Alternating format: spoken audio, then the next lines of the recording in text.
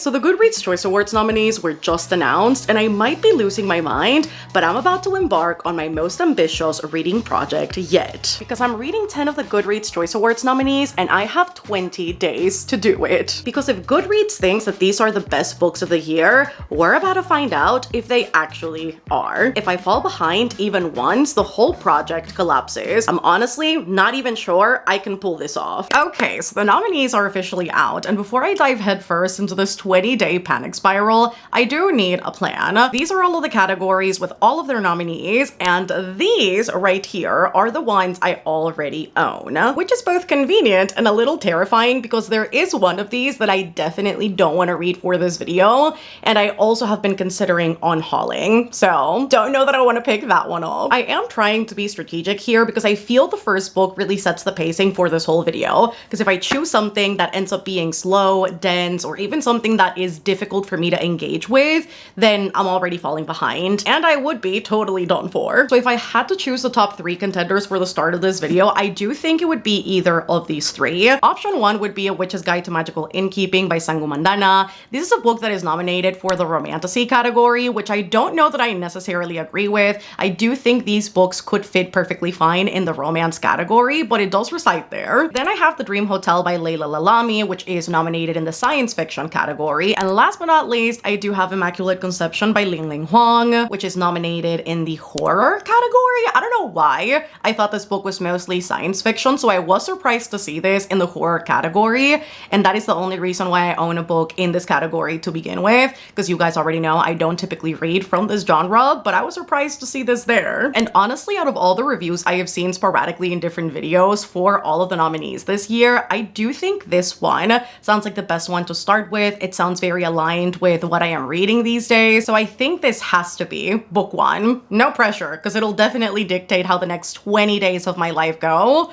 so I am hoping we have chosen a good one. So who would have thought that me, Mel, would have started with the horror category? But like a very special song says, there can be miracles when you believe. And do we believe? Maybe we do. And because today we're going to be chatting all about the Goodreads Choice Awards nominees, what better way to secure yourself a copy of one of the nominees than with today's sponsor, Book of the Month. You guys know I've been partnering with them for years. I love them. I love their continuous mission of pushing the best new fiction forward, making sure to highlight new and emerging authors, as well as the really popular ones that you might be familiar with, making sure that you can get new hardcover fiction at an affordable price by choosing one of their selections out of 5 to 7 different book options. They also now have an option to secure yourself an audiobook if you want with your credit, and because their team is vetting through hundreds of books every single month to build such shortlist, you can trust that out of all of the research performed, these are going to be the best books that you can choose from. This month I am so excited about my picks because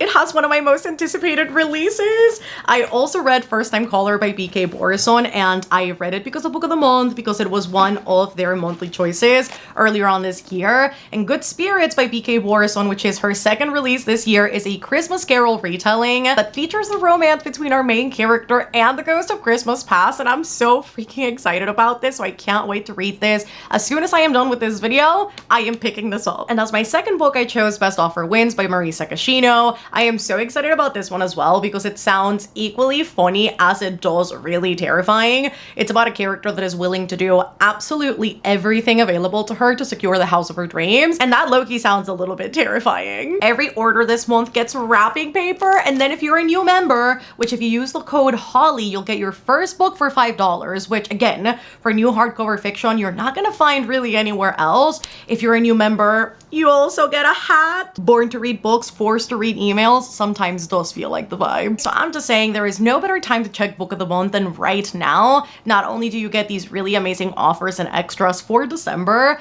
but also a lot of the Goodreads nominees are in Book of the Month. So if you do want to secure any of them, this might just be the best place to do it.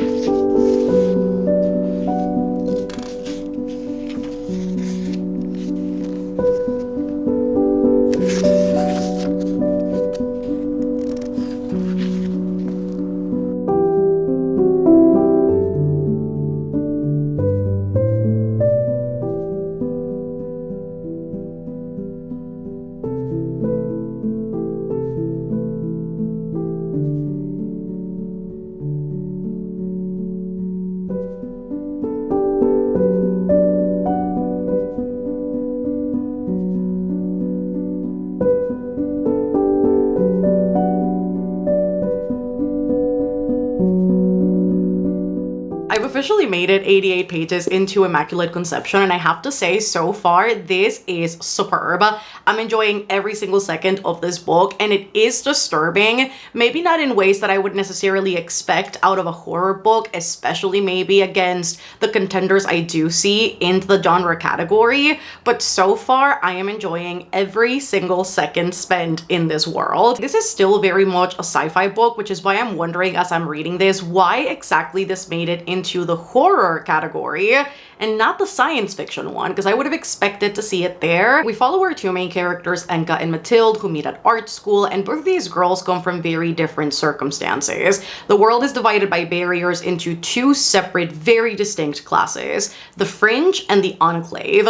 The Fringes are very limited in terms of resources. The government dictates exactly what schools they get to go to, what jobs are available to them, what foods they consume, their internet access, and their everyday lives are monitored by the same system that oppresses them, whereas the Enclave get a lot more opportunities, better access to schooling, more acquisitional power, and in general, they tend to be pretty high class. While at BCAT, Enka pretends not to be a Fringe. She puts up this facade of being better schooled, coming from a better background, because she thinks that if people find out that she is a Fringe, they will befriend her, not necessarily out of pity, but to score diversity points, because if they have a Fringe friend, then they can say that they have heard the other side of the coin, learn how the other half live, and she definitely doesn't want to have that type of friend beside her. However, she does become quite obsessed with Mathilde, somebody who is part of the Enclave, a girl who seems very knowledgeable about art, seems very schooled in this specific subject matter. She tends to be very praised by their professors, and she seems very talented, which is something that Enka wants to be beside.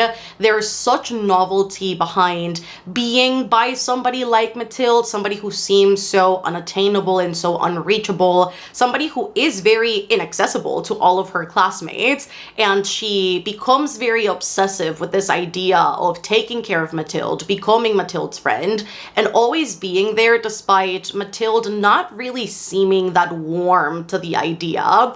And so the two, against better wishes, maybe better perceptions, become friends, and we find out from the start of the book that Mathilde is missing. We don't know when, we don't know how, nobody knows where she is, and the book flips back and forth between the present timeline and then them two figuring out this friendship while they are in art school. Enter what seems to be one of the biggest plot points in the book. Although we haven't seen a whole lot of it, we are starting to get more into the subject matter that is mentioned in the back of the book, which is scaffold, a program that essentially takes a piece of your brain and implants it on another person with the idea that you would be able to access their thoughts, their memories, their feelings, and it encourages, that's what they're calling it, empathy, which is an unknown currency at this point in time. And Enka seems to be very interested in this program for more reasons than one, including getting closer to Mathilde. Now, the book is exploring so many other thematic elements, which I am really enjoying. The subject of generative AI came up, and the way that the author is attacking that full force is something that I am loving.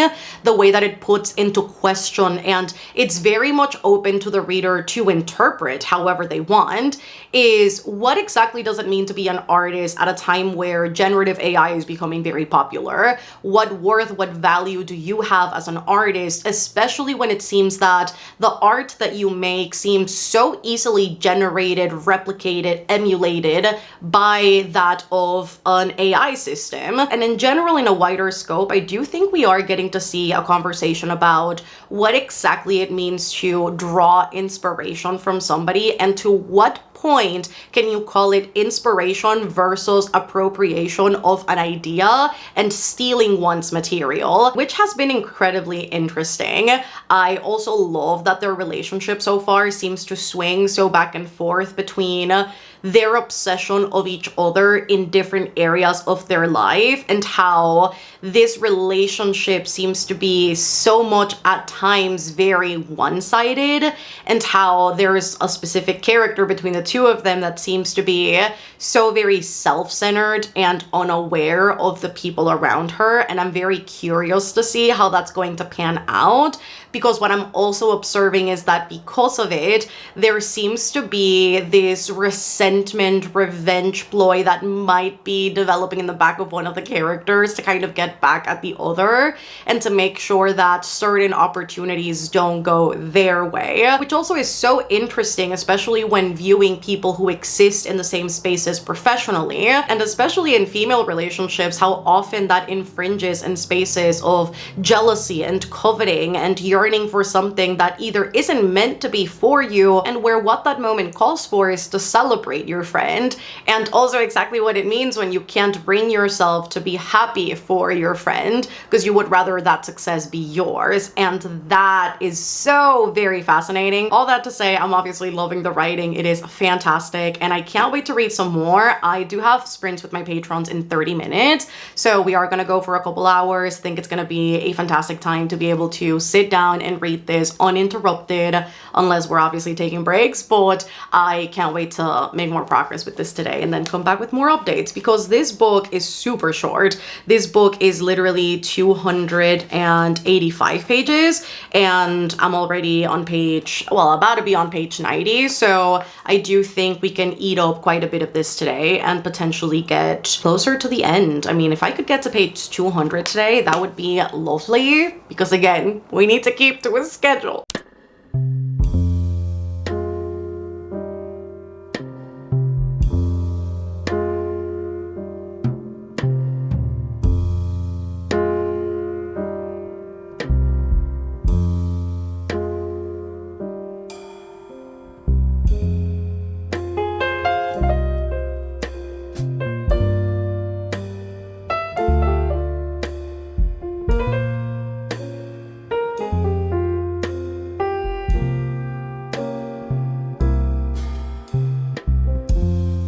I was gonna say I don't know when the horror kicked in, but this is horrible.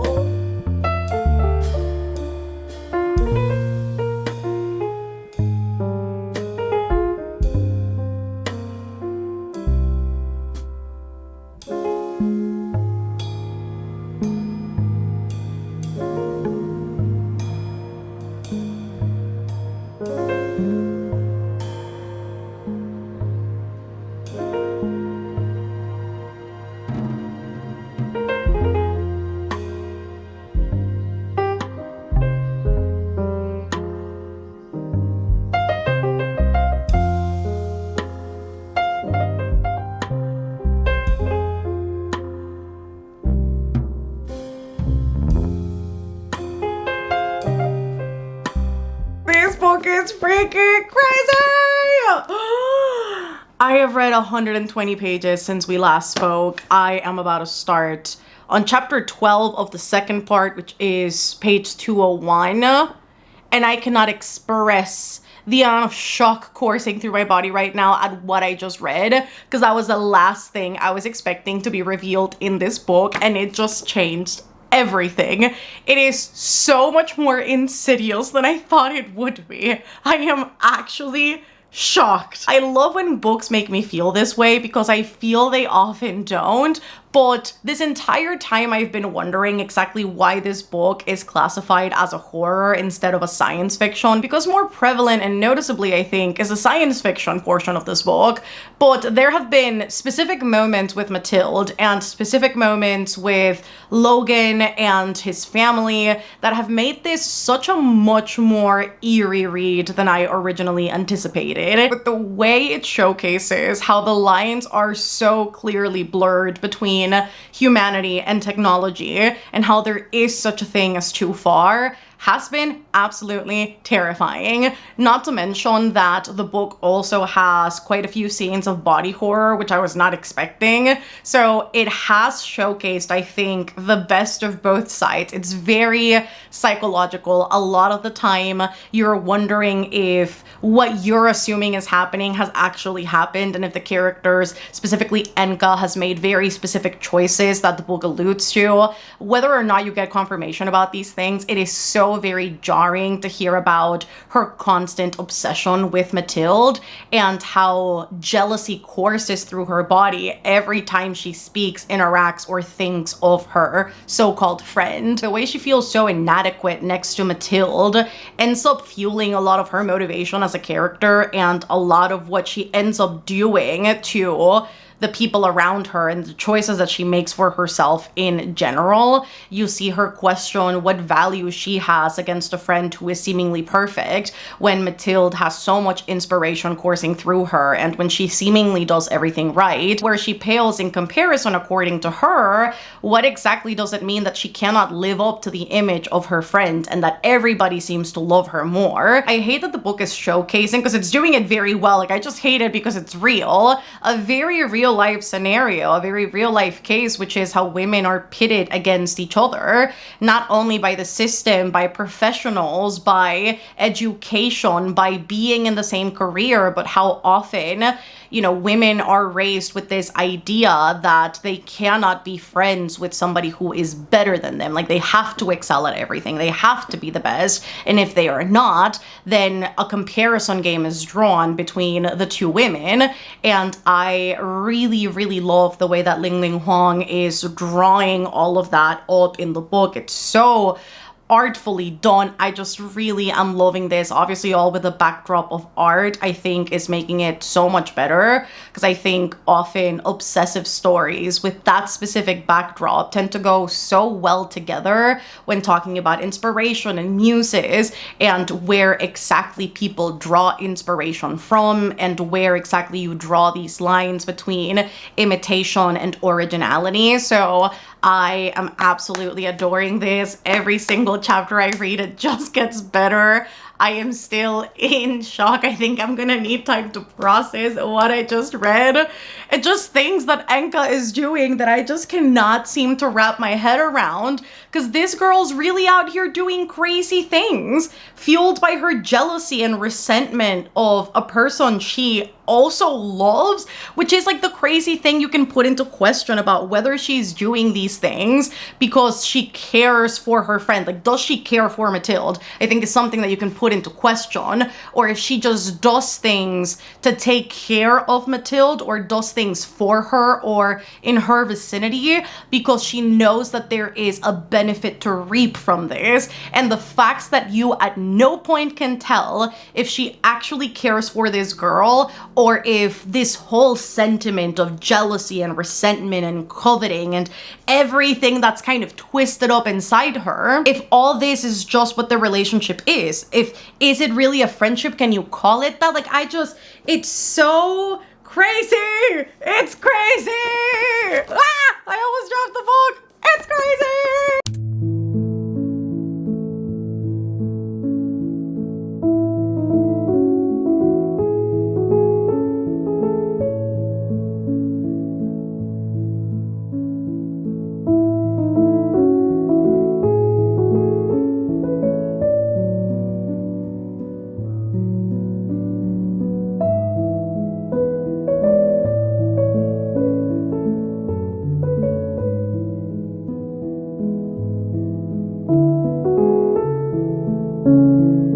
I hope you guys can hear me. I came up to my building's rooftop this morning because I figured what better way to finish out Immaculate Conception than up here. It is a sunny morning. It is super windy. It is just the perfect way to start the day. And I did read the last 85 pages of Immaculate Conception whilst being up here. And this book was so trippy. The very end actually almost made me cry. It was so freaking good. And I was toying back and forth with the rating, but I feel this book deserves nothing less than a 5-star. I mean, it could be anywhere from a 4 to a 5, but I just think the visceral reactions it got out of me with its twists and turns and the reveals, I think merit a higher rating, just because not often do books make me feel this specific way where I am just in it emotionally. So I loved this one. It was so good. I obviously can't compare it to much, if anything at all, in the horror genre category for the Goodreads Choice Awards, but I think as a solo novel, as something that exists obviously entirely on its own, it is absolutely fantastic. I think the way that it explores the exploitation of trauma in artistic spaces and what exactly it it means when you rely so heavily on the most negative areas, experiences of your life in order to make art. Very nuanced and heartbreaking. I think that thematically it's such a strong book. It doesn't shy away from exploring its darkest areas in depth, and that I really appreciated about the novel. I think there's also something to be said about how it explores female relationships and friendships in a way that at times can feel so much more intimate than any other relationship in your life. And I think as women, we can all attest to how intimate our friendships feel. It is something that far transcends blood and family sometimes, and when you have that unconditional friend that is always there no matter what and who will stand by you, always tell you the truth, always prioritize you, and be there for advice, be there for your darkest moments, for your happiest moments as well, I think there is truly nothing that beats it. It gets very toxic, it gets very manic sometimes, it is fueled by envy and jealousy, so it's also showing the other side. That doesn't mean that there isn't love between these two characters, because there is, but it's complex. It's not so simple for them.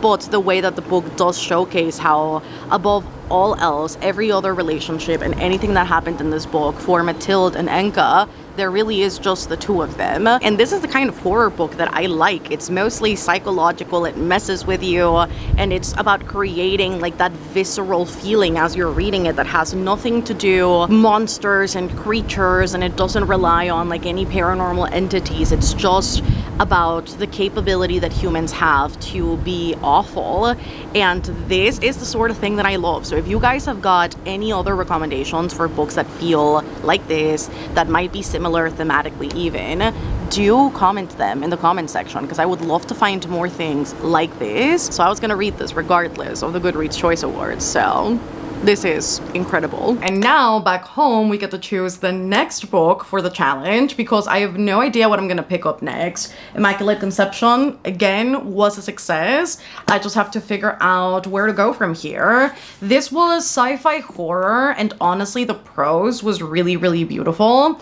So I'm thinking maybe something that has maybe magical qualities. Like I am thinking maybe going into a fantasy might be a good transition. Something that also has very maybe lyrical, beautiful prose. And out of all of the fantasy picks that I see, because I do have the Goodreads Choice Award nominees pulled up right here, I own a couple of these, but nothing that I really want to read right now. And I do see an author nominated that I absolutely love. I have read one of their books before and I absolutely loved it. They also identify as a bisexual pagan Lebanese Canadian, which I am two of those things. I am also bisexual and half Lebanese, though I am Panamanian, and I don't know about the pagan part, but I do think it sounds like a great thing to get into next. So I am looking to potentially get into The River Has Roots by Amal El-Mutar, because I own it digitally. I do have it on Kindle, and maybe it would be the best next step, and it could be maybe a nice little transition from the sci-fi horror. It is the one that I am called to the most right now.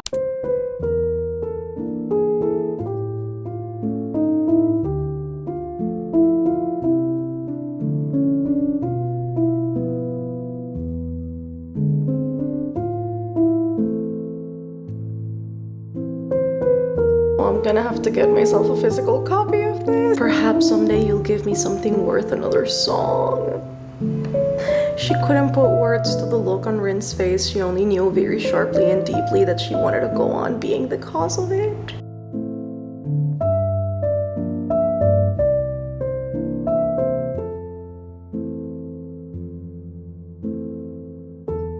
Good morning, friends. I am saying morning time because I do believe it is exactly 9 a.m. I woke up a couple hours ago, did my morning chores, and then I sat down to read The River Has Roots by Amal El-Mutar, and I finished it in a single sitting. Not that it was hard to, it was 99 pages exactly. I thought it was longer because Goodreads said it was longer, and then the ebook said so as well, but apparently it had a little preview at the end for Amal's next year release, which I am so excited about, especially after reading this one. This book was so magical, it was so whimsical. The prose was lyrical, but the exact type I like, where it's flowery yes, but it's not to the point where it becomes this jumbled mess of confusion where you can't even understand what the author is trying to say. Did I, though, understand the full extent of the magic system in this book? Perhaps not, but that doesn't mean that it wasn't a great time, because I do think I'm gonna give this 5 stars. I know that the magic system has a ton to do with transmutation and grabbing what they call is grammar, something that is very malleable and something that, if conjugated right, you can transform into something else, and that there are very specific individuals who specialize in grammar. And so I don't think it's for me to understand, in the same way that in this world it is not for a lot of people to understand outside of grammarians who actually study said art. So that's gonna be my prerogative for the magic system, but everything outside of that was so very good. We follow 2 sisters, Esther and Isabel, who are a part of a legacy family, the Hawthorne family, who take care of 2 willow trees called the Professors right by the edge of the River Liz. Although their real job is to spread willow work all around Thistleford where they live, their most important task by treaty has generationally been to sing to these trees, to keep the order of nature intact, to keep these trees healthy, because not only are they a significant part of the lore in this world, but the River Liz quite literally separates the human realm of Thistleford from that of the fairy realm that is called Arcadia. And so the entirety of the book follows this beautiful connection between these 2 sisters and how they sing together to these trees. I obviously don't want to say too much because the book is very short, and I do think that if possible, you guys just need to experience this by yourselves, especially if this sounds like your cup of tea. You know, it's very whimsy, it's very purple prose, it almost reads like a fairy tale despite not being one, and I do think it retains some heavy fairy tale-esque elements that made this such an enjoyable read.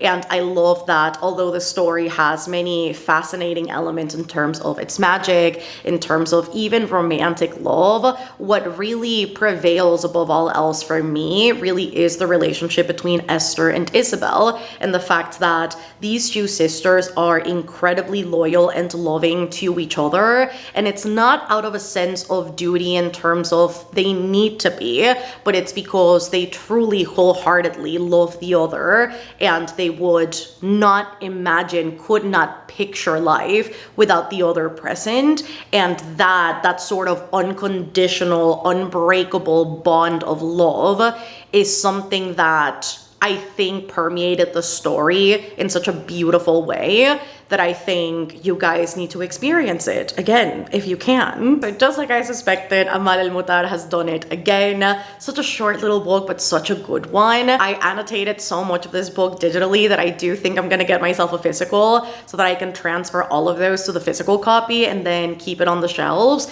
because I definitely want like a physical commemoration of me having read this, because I really did love it a lot. Now, still in line with the fantasy category, I totally lied to you guys at the start of this video because I do own more of the nominees. I totally forgot to pull out The Devils by Joe Abercrombie from my shelves, but these are 2 other fantasy nominees that I do have already in my shelves. I also have Win and Truth by Brandon Sanderson, but I am still in Oathbringer in the Stormlight Archive. So for as much as I would love to read a Stormlight Archive book in here, I cannot read that yet because I've still not finished the 3rd book in the series. Out of other books in this category, I also DNF'd Bury Our Bones in the Midnight Soil by V.E. Schwab. I really did not like this newest release by her, and I find myself kind of flip-flopping back and forth with her releases, whether I enjoy them or not. That said, The Devils by Joe Abercrombie intimidates me so much, and I just don't know that I want to pick this up even though I do own it physically. So I'm thinking it's gotta be Calabasas, which I did show you guys at the start of this video. I obviously want to read Calabasas. Every year R.F. Kuang releases something, I read it, and this is actually a Patreon book club pick for September. I am very behind on this specific book club pick. I'm on track with everything else, but this book club pick I have tried to pick up so many different times and I have not been able to get through it, and I don't know what it is. I don't know if it's me, I don't know if it's the book, but I think this is the perfect opportunity to do the 2 birds, 1 stone thing of let me read this for the Goodreads Choice Awards vlog and also get this book club pick done, because I have heard so many conflicting reviews about Calabasas as well. People that have loved loved it, people that have absolutely hated it. The amount of think pieces I have seen on Calabasas this year has actually concerned me about whether or not I would enjoy this. So I think this has got to be the natural next step forward. So we're gonna stay in the fantasy category for now. And next up, we're gonna read Calabasas.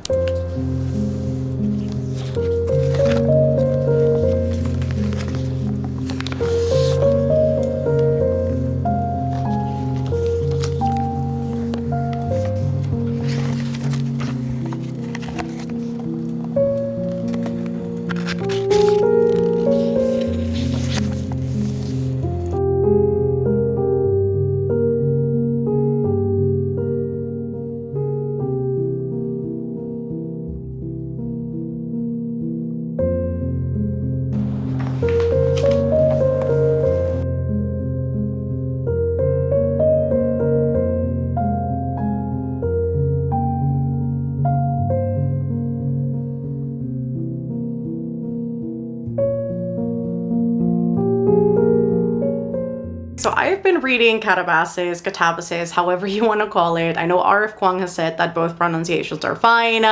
I've been sprinting with my patrons today, and I got to page 100 of the book, and I am very conflicted. I fear that my initial response and reaction to the book stays pretty much intact, even 2 months after picking this book up again.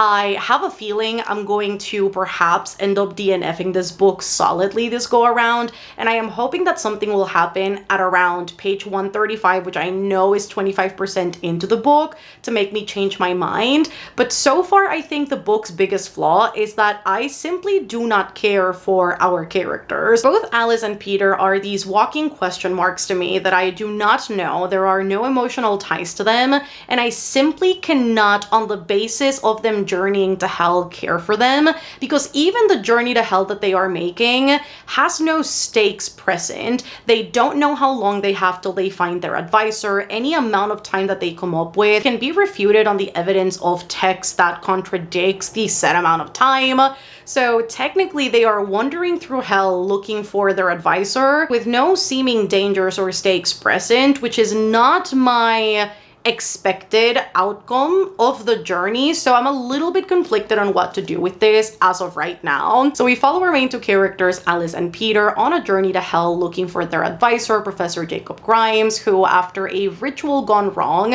ends up dying, and both of these people know that their best chances at getting a job at magic, which is a very hard field professionally to go into, they must seek his validation, his recommendation letter, and his seal of approval in order to essentially have a career in the professional field. The journey itself entails going through all 8 circles of hell up until they find exactly where he is. As these two characters convene to do this, I feel, because it's alluded to, that there is prior history amongst the two of them.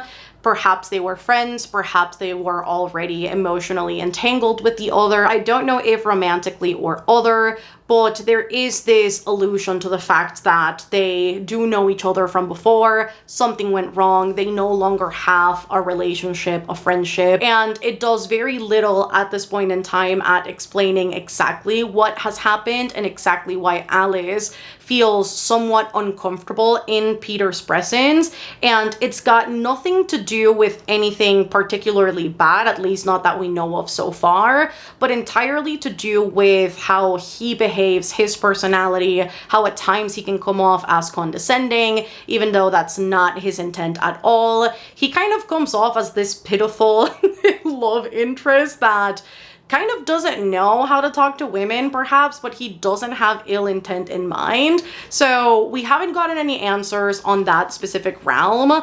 But beyond that, I just think the writing feels, I don't know if clinical or cold feel like the right words, but I think it's doing a very poor job at making me care about what's happening, which is not something I've encountered with other R.F. Kuang books. This is to say that I have read every single one of her releases so far, and I have loved every single one of them. I don't know what is going on with this one, because I don't even think it's the academic setting, the backdrop, the fact that at times it can feel, yes, very info dumpy and there was a lot of reference to classical texts. I don't think that's a problem. I know Babbel did it and I enjoyed it thoroughly. So I don't know that it's the academic side of it that is off-putting about my reading experience, but something about this just isn't working. And I feel maybe if some things would have been tweaked again in terms of character construction, even just character development, perhaps their interactions with each other, and clearly labeling what the stakes are if they don't exactly find their professor, or how long they have before their souls and their bodies give out in hell. Maybe that could have done a better job at making me feel more engaged with the text, because even beyond the fact that these characters are seeking these, these letters from this advisor, if they don't get them, then what? You know what I mean? It's not, it doesn't feel like dire consequences for either of these characters if they don't really get that. So I'm a little bit frustrated with my read, exactly how I felt 2 months ago when I initially picked this up for my book club. And now I'm wondering if my initial reaction was right. And I know, again, like I mentioned when I was picking this up initially, a lot of people have had a lot to say about Catabasis, how it didn't work for them or how it did. And I'm very curious to, regardless of the outcome, whether I do end up finishing this book or if I end up DNFing it when I get 25% in, I'm very curious to maybe watch a couple reviews and see exactly what both sides are saying and exactly where the book succeeded or didn't for some people, because I think it, more than probably any of her other releases, seems to be such a polarizing release. I will say something I've also noticed as I am reading Catabasis is that a lot of things are overtext in here, which I can't say I particularly appreciate. I find when authors over-explain their own text and have to lay it all in writing in a way that doesn't leave enough credit for the reader to make up their own assumptions. I just passed a scene, and I'm not going to mention exactly what happens, but it does display misogyny in some way, shape, or form. And the way that Alice makes sure to detail out misogyny this, racism that, I think as the reader we would have been able to tell regardless of her mentioning it, because it was very clear when she is ignored by a very specific person that she's talking to, and they're very clearly taking note of her male counterpart and they're interacting with Peter, but they're ignoring her. I think that would have been enough for us to understand that clearly she's not being given the light of day because she's not considered a proper scholar, she is not considered a proper magician and academic just because she's a woman. Even if it had been on the particular parameter of race, which she is a woman and she is Asian, if it would have been both, either or, I think it would have been pretty clear that whatever was happening there was prejudice in some way, shape, or form. So I don't think it needed to be spelled out for the reader. And I am fearful now that there's going to be more of that as I'm moving along with the book. But I am going to keep reading, going to keep messing around with it and seeing what happens. But I don't want to fuck up my reading before the year is over. We don't need to end 2025 on that note. So I'm going to make sure that I update you guys on what happens with this once I have made a decision. I am hoping I can finish it. That would be great. It would feel extremely wrong to DNF an R.F. Kuang book considering I have loved, read, finished all of her others. I also would not want to unhaul this edition because I think it's stunning. So I am sincerely hoping this gets better for me, but I also have a fear that the tone the book currently has will kind of carry through most of it, because I can't imagine something that feels this passive at this moment in time to get any tonal shifts anytime soon. So we'll see what happens. I'm gonna keep reading, but that would be very sad because this is another one of my most anticipated releases of the year, and I fear I have disliked and DNF'd most of my most anticipated releases for this year. I just don't know what happened to 2025.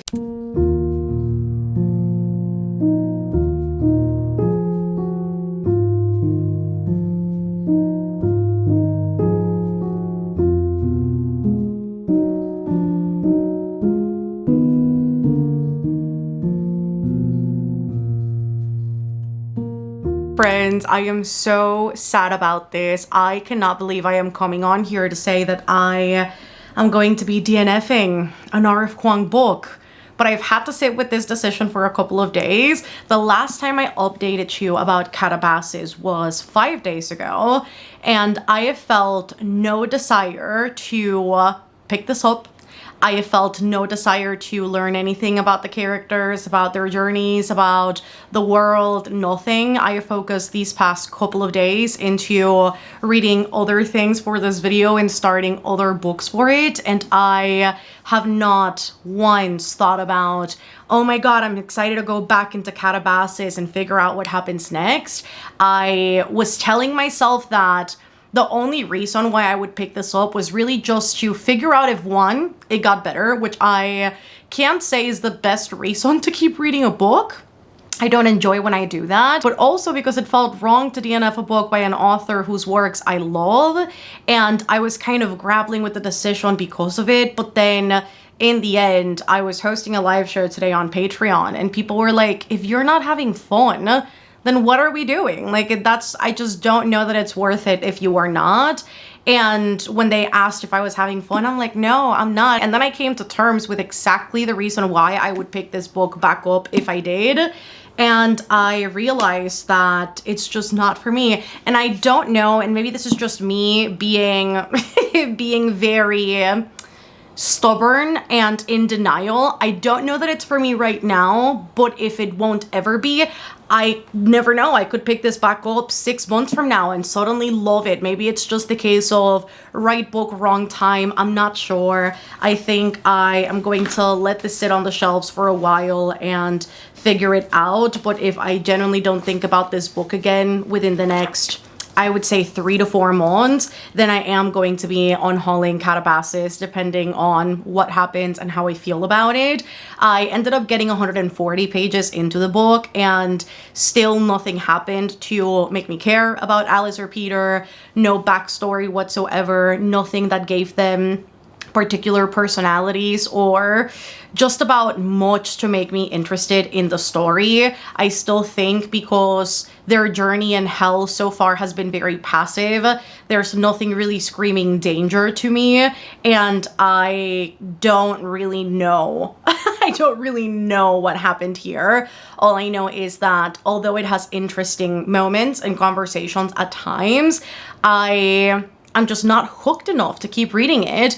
I did like the fact that the book is going into a conversation about academia. I think it was a given the thematic of the book, and exploring how in this world, students are encouraged to give up who they are and encouraged to give up their hobbies and their extracurriculars and even healthy habits and patterns to be able to focus solely on the academic portion of their lives, which obviously it goes to say it's very toxic. It's very dehumanizing to sort of shed your sense of self for the sake of academia and for the pursuit of knowledge.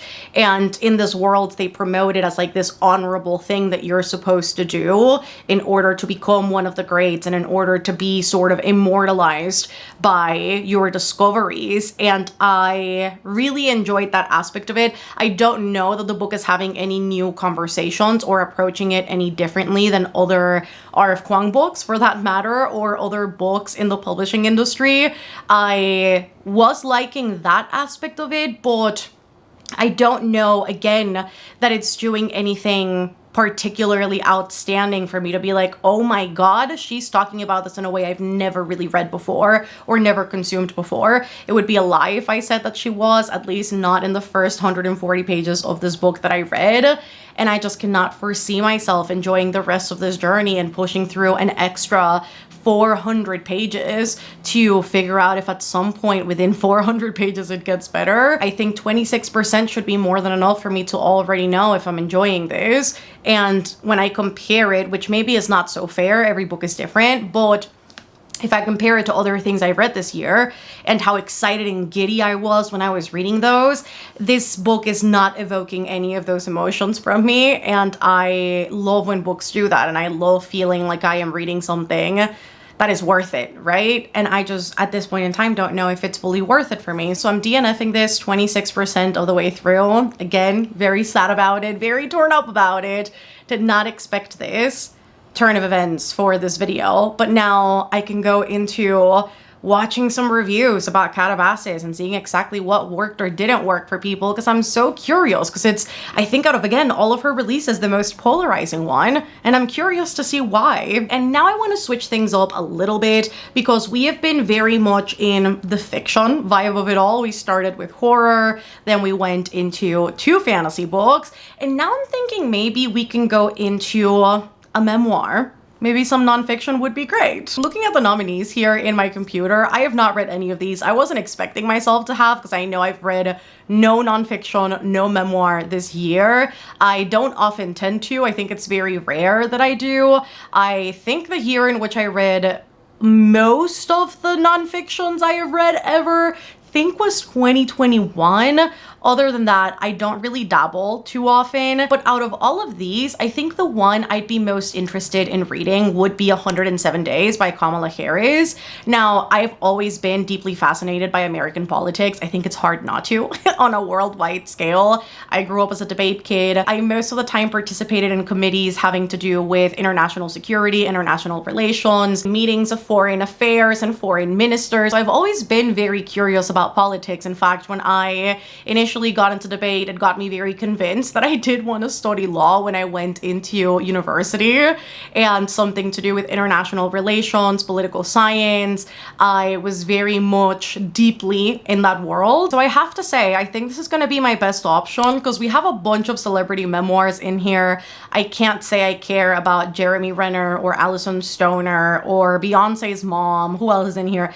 Cher. I don't care about any of these people enough to listen to anything or read about anything, to be very honest, which maybe sounds bad, but I gotta keep it honest. I think this will be a nice way to double up on memoir and audiobook to see exactly what it is that gets a book nominated for an audiobook. I don't know if it's quality of production. I don't know if it's, you know, the way that they put on voices and stuff when they're reading the audio.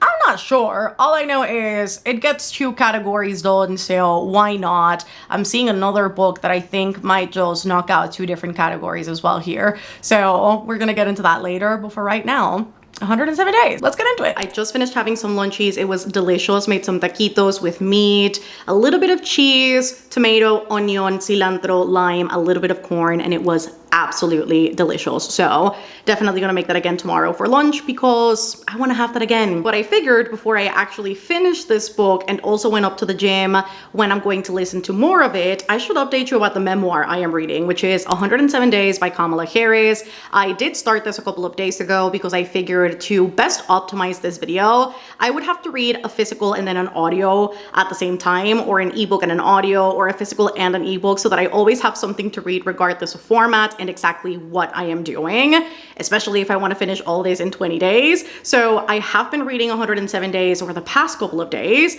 and it is a little bit of a conflicting yet interesting read. The book follows the 107 days leading up to Election Day, where Kamala Harris would have to historically go up against Donald Trump after receiving a call from Joe Biden stating that he wouldn't run for re-election.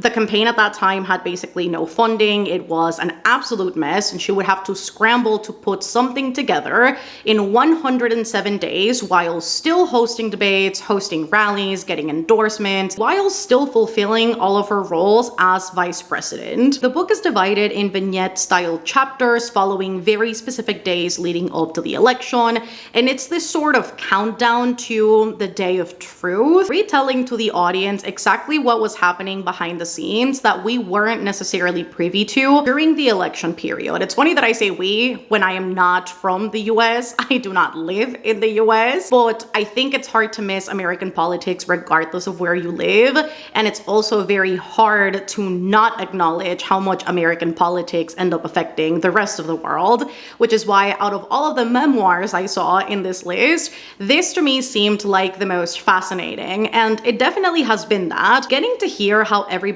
underestimated her and did not back her up in ways that might have been easier for people in government if it had been maybe a man, maybe even a white woman, is not surprising, but it is very fascinating when at first glance it does seem like there was a lot of maybe cohesion when it came to her in partnership to Joe Biden and their administration.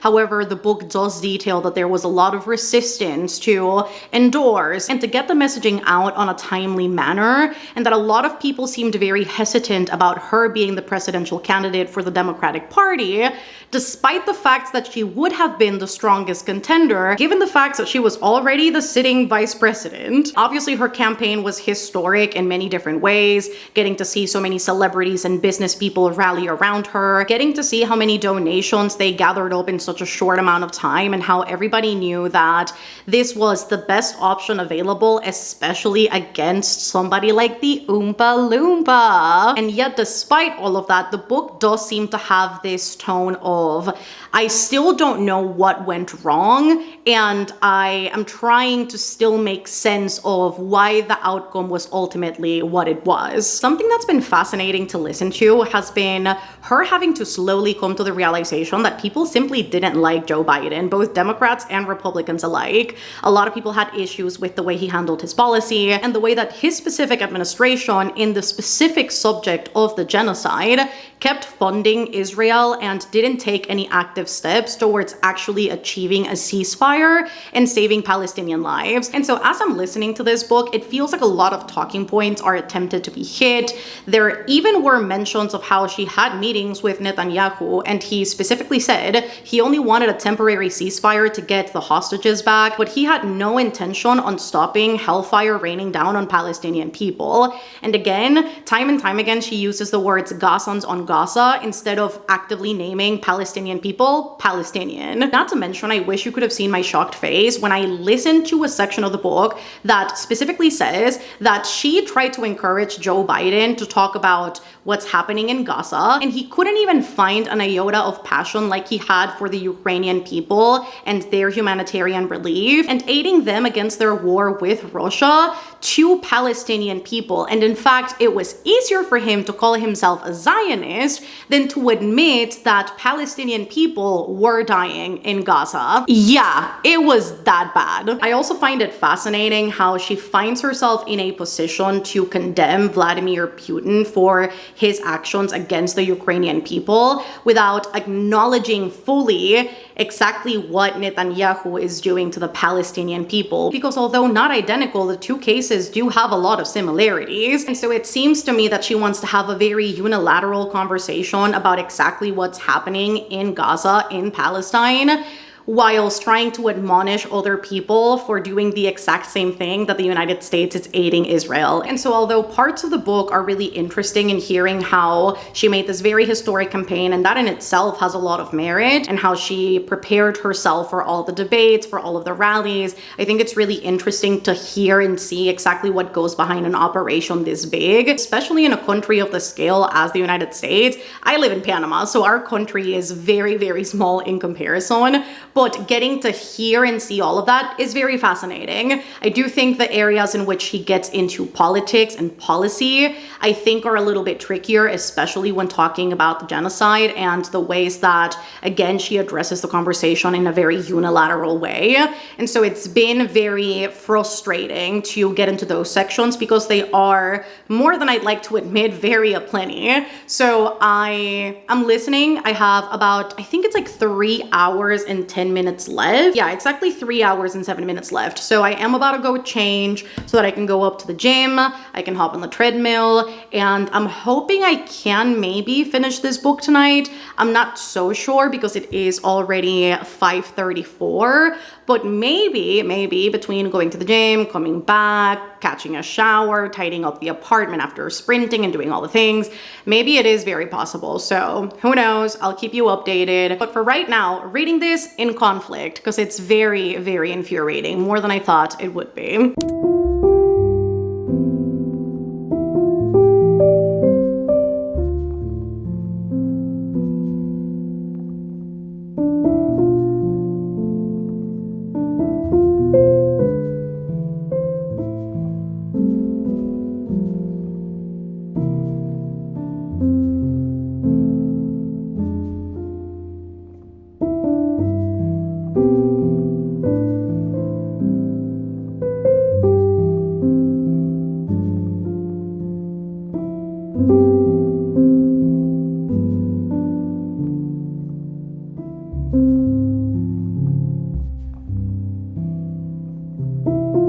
At risk of looking a little bit disheveled, because I did go to the gym, hopped on the treadmill, did my little workout, and then came back home and had dinner.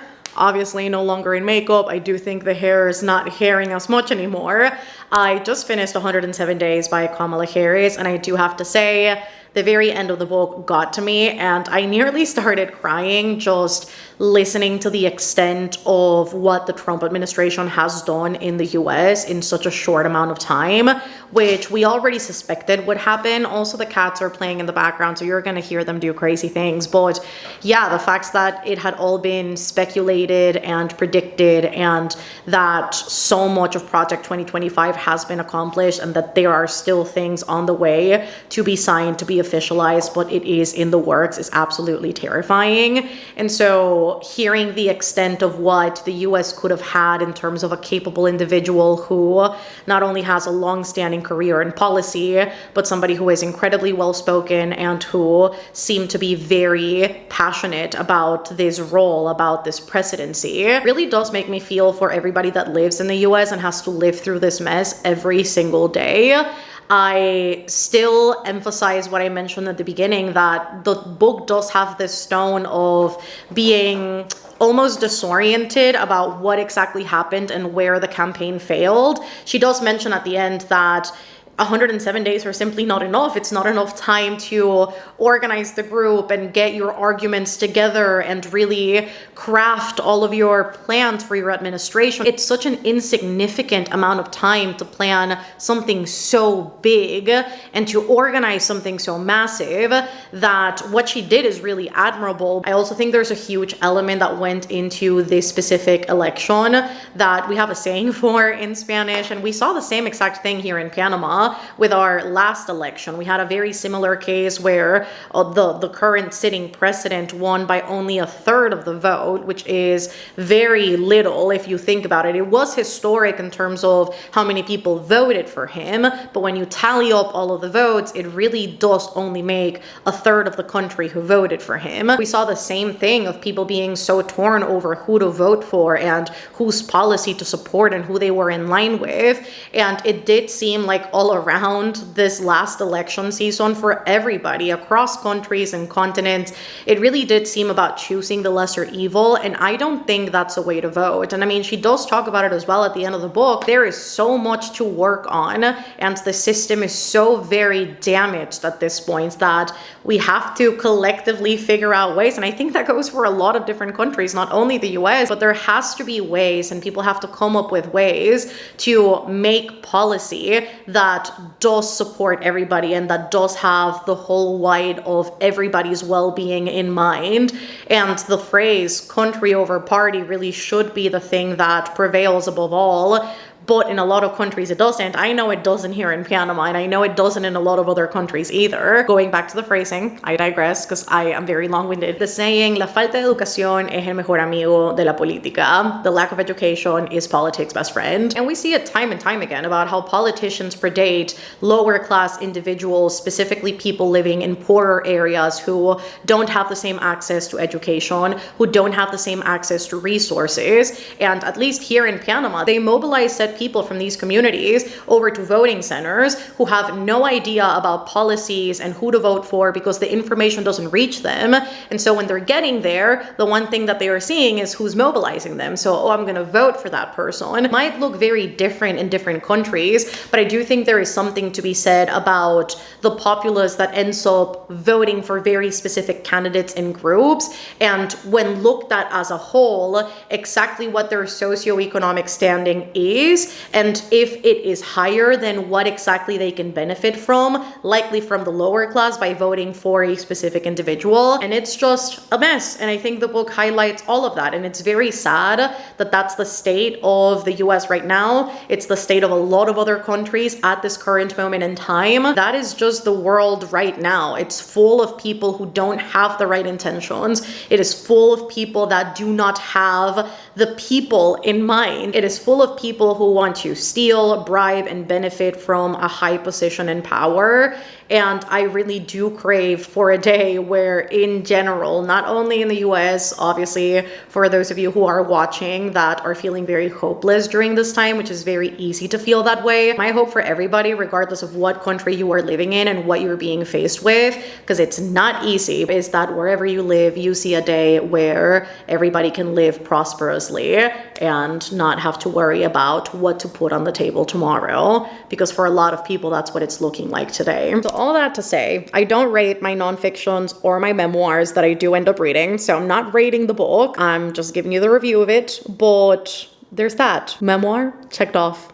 107 days. Finished. And you know what I love engaging with? Absolutely unhinged behavior, because I was not originally planning on reading anything from the debut novel category. I looked at it the first time and nothing really seemed appealing to me. The covers weren't so pretty. There were maybe one or two that seemed pretty enough to me, but maybe not so much so as to go out and buy a copy, even read it. I also just didn't know if I had enough time to read all of these books, so I didn't want to overwhelm myself with too many options. And then I did check the Libby holds. Most of them, if not all of them, were several months wait, not a prolonged wait at the library, so I couldn't even get a hold of any of the books that way.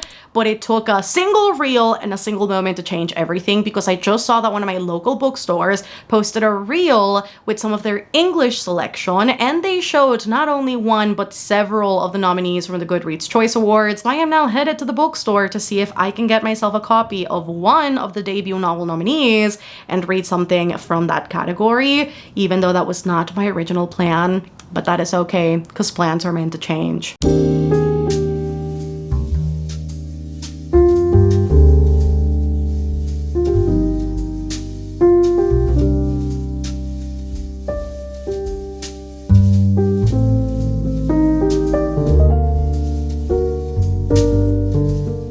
Bookstore with the book I ended up getting, and I am so excited about this. I'm so excited more than anything that very out of the blue things ended up working out in a way that I could read from a different category.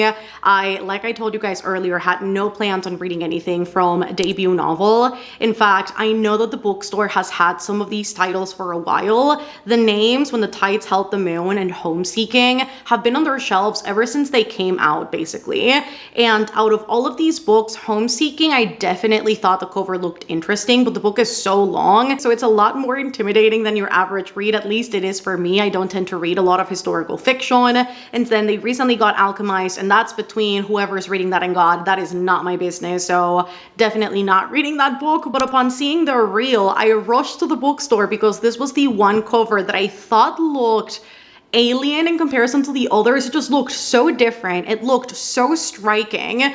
And after reading the synopsis, I think the book sounds so interesting. Loved One by Aisha Muharrar. I believe that's how the last name is pronounced. I could be totally wrong and off. I tend to be.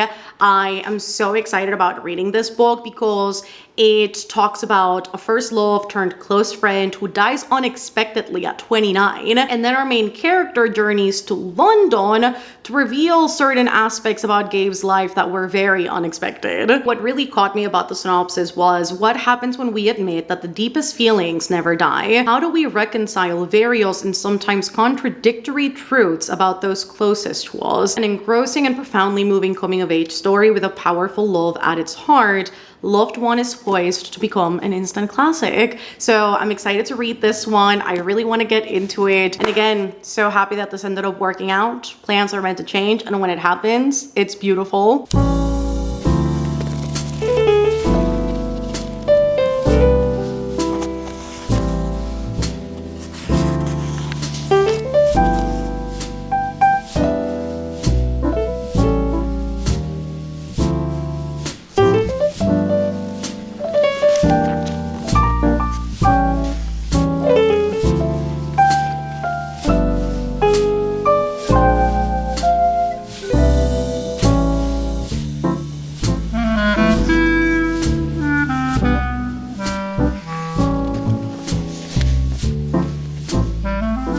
a scale of 1 to 10, how bad is it that I low-key kind of want to DNF this book? I honestly am feeling so torn up about this because I literally bought this book for this video, but I am about to start chapter 6. That would be page 87. I know at this point that I am about 27% through this book, and I'm not really enjoying this, and I am kind of sad about it, but I also maybe should have known, given that I wasn't originally interested in this book, so maybe this was a cage of my own making. Now, at risk of looking a little bit more disheveled than I need to because I'm still in my pajamas and it is bright and early in the morning. Hello, good morning. I don't know that I want to continue with this book, and that might be a bad thing, but I am not enjoying this as much as I thought that I would, and the writing style, I feel like the book just needed a lot of editing. We follow our main character Julia in the wake of her best friend Gabe's death. We know that they met when they were college age. Julia specifically was studying in Spain.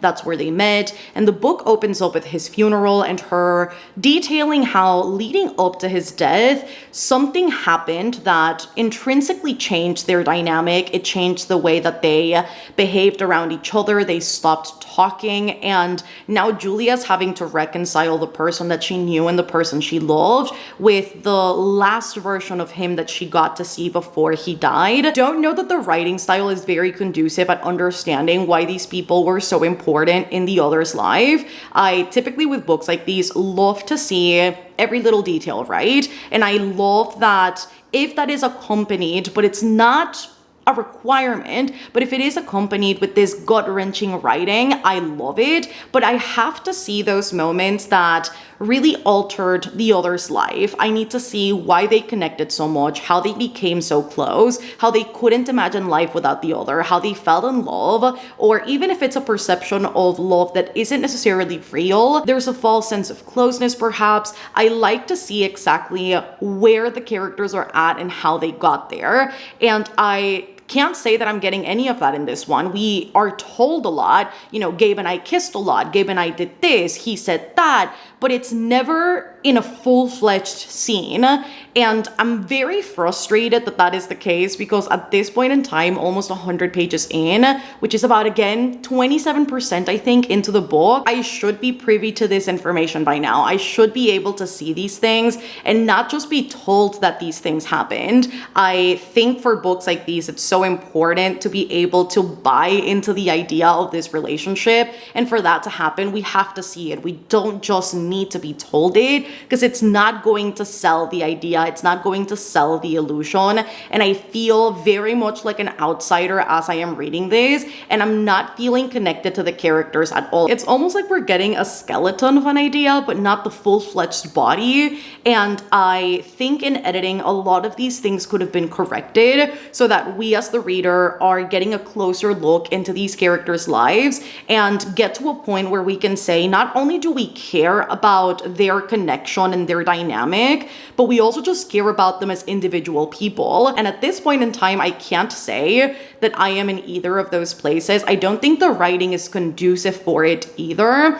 None of the characters so far have got any specific personalities either, which I think is also bugging me because they're just blank slates. They're people that are talking, but I can't say that they stand on their own. I can't say that they seem realistic, and that to me is just a little bit sad given that the book has got such a cool premise, and I don't know that it's worth pushing through to see if it changes. Again, almost 100 pages out of a 324-page book should be more than enough for me to have already gotten that, decided that, seen that, to be able to connect with this in the right way. So unfortunately, I think we have found our second DNF of this video, and I'm also bummed up about it because I literally got this book for the video. I was so excited about it. I had dreams and plans, and I did not. Well, I guess my dreams came true because I got the book. I don't know that my plans pulled through the exact way that I was expecting them to,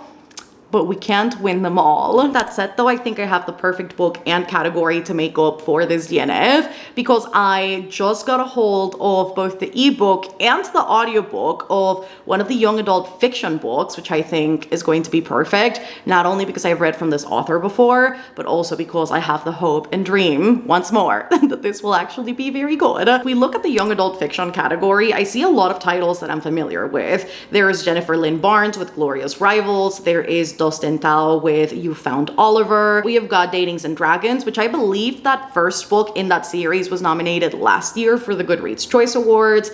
And we also have a K.L. Walther book. Falling Like Leaves did make the rounds this year as well during the fall season.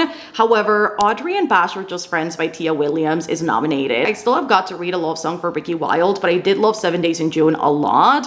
And if her YA debut is anything akin to her writing in the adult space, I think it's going to be such a fun read. So because I have both formats, I think it's going to be quite easy to read it because I can go back and forth whenever I am doing different activities. So I think that's going to be great. So I'm thinking this will likely mint this DNF that we just performed, and it should be a really good time.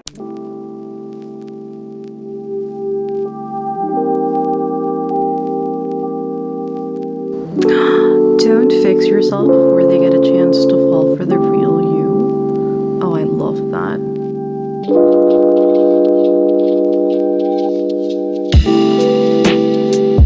Man, I miss him. That's crazy.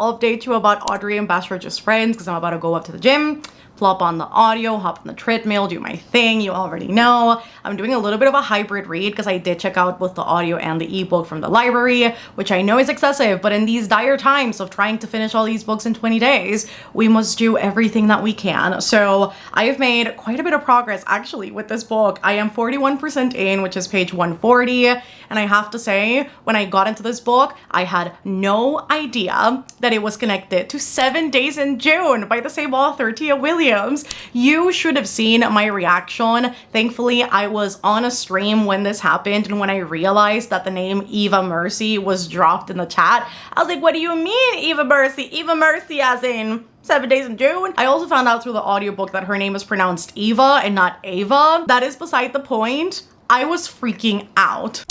No. No way. What? What do you mean? Audrey and Bash is a companion to 7 Days in June? What do you mean? I didn't. Oh my god, this is following Ava's daughter? What do you mean? What do you mean? Tia Williams, the woman that you are. This is the best surprise. No wonder. Remember how I said, like, oh my god, I love that in every single. I am such a clown.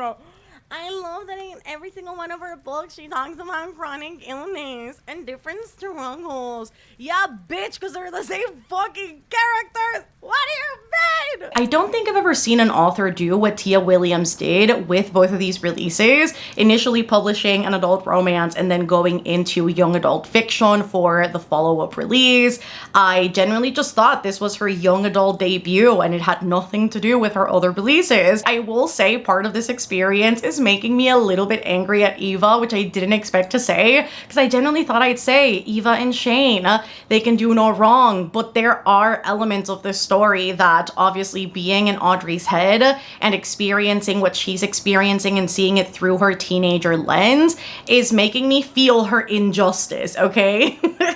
Because Eva sometimes does the absolute most, which I get it, she's an overprotective mother, but I do think there is such a thing as too much and placing too many expectations on your child based on what you want, and I do think that's factoring into the story in such a great way. I mean, infuriating, but such a great way. So obviously in this one, we follow our two main characters, Audrey and Bash. Audrey is a very accomplished young woman. She is a rising senior, applying to different universities to see exactly where she'll go after she graduates. She is the president of the debate team. She is involved in a ton of extracurriculars. She's a self-proclaimed teenage therapist. She is quite literally charging her classmates $45 for a therapy session. And Audrey loves her the most despite all of these things and all of her accomplishments, being a grade A student. She feels feels so inadequate in the face of college and college admissions, specifically those of Stanford, which is her dream college. She thinks that the admissions committee will see her application and go, yeah, this is a very unimpressive young girl, so we're not going to allow her into our campus. And she figures that the one way to really wow the admissions committee is to write her own self-help book geared toward teenagers. And because her life is so unimpressive, according to her, she ends up hiring Bash as her fun advisor, fun person. He is a mysterious new student at a separate high school. He recently just graduated. People don't really know anything personal about him. They just know he's at every party. He talks to all the girls. He seems to be in everybody's mouth, and he just seems to be very popular despite arriving to New York semi-recently. Because of all of those things, she figures that he is the best person to guide her through a challenge list, 5 different challenges that she's supposed to complete over the summer now that she's staying in New York instead of going out to California to visit her dad, so that she can have, I guess, more exciting experiences to put into her self-help book, because otherwise she'd be left with, according to her, absolutely nothing. If you couldn't already tell from the synopsis, this is supposed to be a super fun summer romance between the two of them,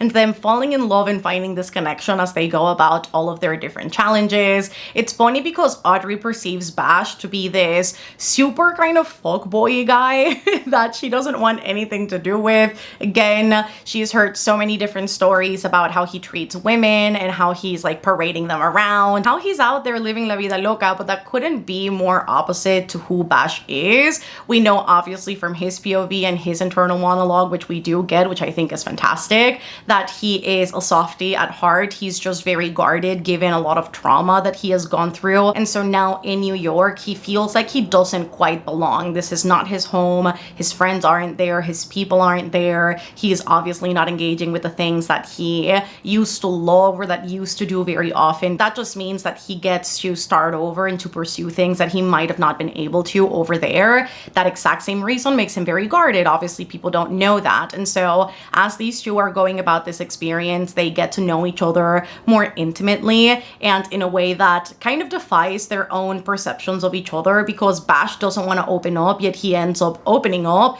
because there's something just easy about Audrey and opening up to her. It's the same thing for her. She is struggling with anxiety, putting up this facade that she is perfect, that she is strong, that although she therapizes other people, there is nothing mental health related going on with her, and that because she's a therapist, she has this idea, or I guess she wants to be a therapist, but because she, you know, she lives up to this persona, she thinks that having mental health struggles in any way is a sign of weakness, and she cannot portray that. How does she, as a person that is going kind of through it, help therapize other people? Like, it just doesn't make sense in her head that both of these things can exist in the same space.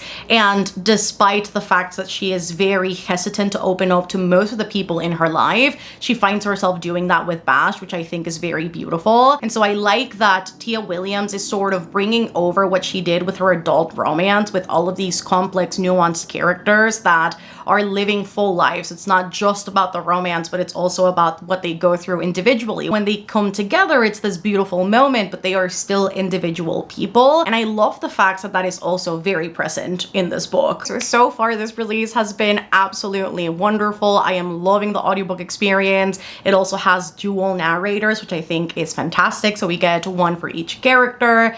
So I am loving this. Like, I knew I would because it's Tia Williams. I was just a little bit scared because it is YA, and I don't often tend to read young adult books anymore. When I do, it's kind of a toss-up about whether or not I'm going to enjoy them. But because this one retains so many elements from her adult romances that I love, I think it's a very successful read because of it. Can't wait to keep on reading. I'll keep you guys updated. About to go to the gym again, do my thing, and then hopefully we'll come back with an update.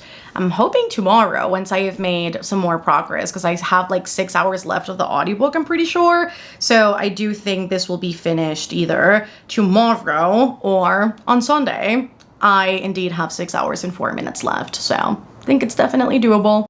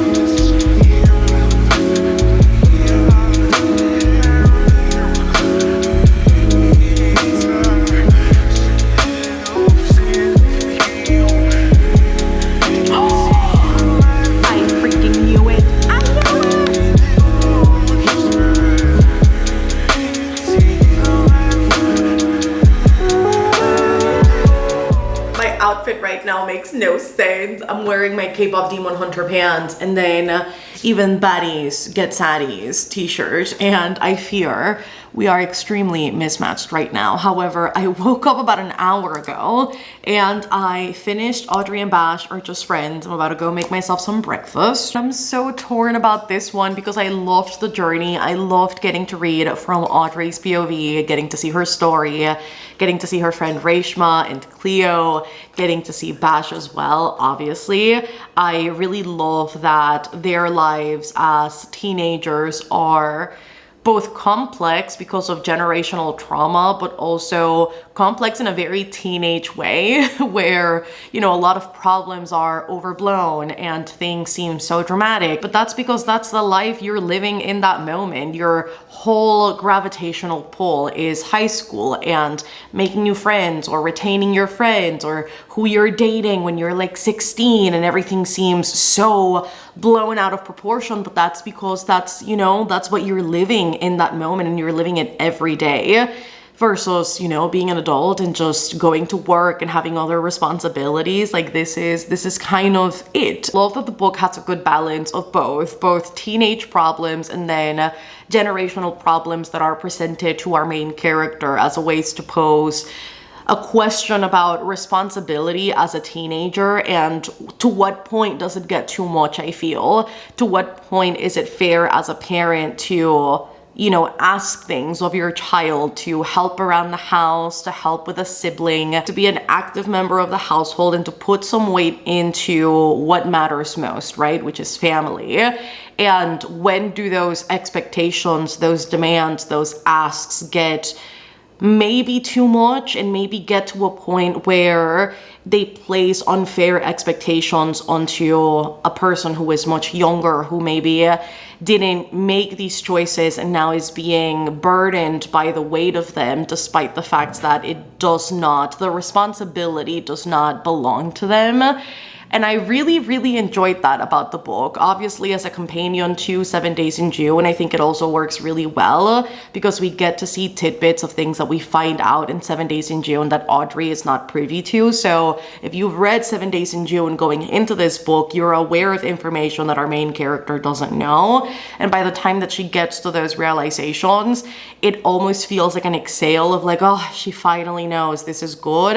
Obviously, it's not good for her, but like it's a moment where it becomes a turning point in her journey, and I think that also worked really well for this one. Getting to see the full extent of Bash's backstory was also very, very heartbreaking. I didn't think it'd be quite so bad, but it was. So I'm happy that, you know, he's in New York and he gets to be happy with Audrey and Eva and Shane, and things just kind of, you know, beautifully work out the way that they need to. I think where the last third of the book, and I wouldn't even say the last third, I would say specifically the last 66 pages exactly, just felt a little bit forcefully preachy to me in a way where, you know, these characters have to come to very specific realizations. It also goes for Eva as a mother. And I just don't know that timing-wise and pacing-wise, these realizations feel as genuine as they could, because I don't know that we have enough time to get there. And there, I think, is a skip for a lot of important things that I would have preferred to see as a reader. So I'm a little bit torn with that, because I think if the book had been just a little bit longer, I think if the book had been 450 pages, it would have done it a big service, specifically toward the third act conflict, because at present, because of the book's length, it just feels kind of rushed, and like we're, you know, we have to hit these beats, we have to hit these realizations and this progress for the characters to feel fully realized by the end. But I don't know that, again, the length serviced the book too much, because it's quite a lot to do and quite a lot to tackle in 366 pages, because you're not only bringing in a lot of thematic elements from 7 Days in June into this one, but you're also adding to it. You know, Audrey going about her challenge through the summer, having to come to terms with her familial situation, meeting Bash, overcoming, you know, these notions that she has about him, and then learning about Bash's backstory, getting to see Bash's character development, also getting to see the side characters, Cleo and Reshma, and getting to also see their own progress as characters and getting to a point where, again, they feel fully realized by the end. It's just quite a bit, and I don't know that 366 pages was enough. Maybe if it would have even gotten 400 pages, I think it would have done quite a bit for the book. So a little bit torn here, but I think I'm gonna give it 4 stars because I still enjoyed about 90% of it. I still enjoyed the ending. Like, that's not to say I didn't enjoy it, but I just think it could have been maybe fleshed out a bit better. So I think I'm gonna give it a 4 star. I feel like that feels fair because I still loved most of it. I truly do love her books and the way that she balances more, I guess, like realistic elements into a romance narrative.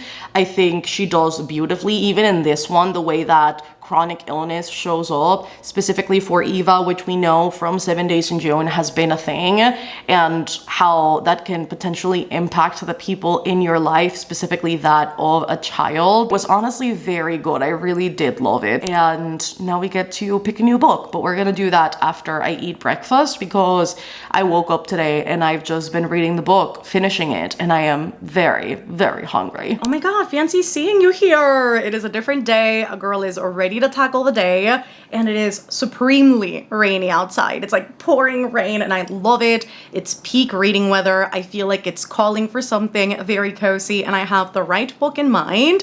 The Goodreads Choice Awards is also about to announce their final voting round in 5 hours and 58 minutes. For context, it is November 24th. So at present, because I'm not filming this vlog linearly, I have read 107 Days, Immaculate Conception, Calabasas, Audrey and Bash Are Just Friends, and The River Has Roots. So halfway through the challenge, we still have 5 more books to go. One of my Libby holds came in not too long ago, so I do have the full TBR fully assembled. The Avengers are present and they're ready to go. I'm curious to see if any of the books that I am reading in this video have made it to the final voting round, if any of them are missing, and exactly what has made it. So it's going to be really interesting to check that later today. However, for right now, I do want to choose the next book for the video. And because Goodreads is not showing me anything on their Goodreads Choice Awards page, I am so glad that I have screenshotted every single list that I have it on my phone ready to go. I figured because I want something cozy, I already have a specific title in mind,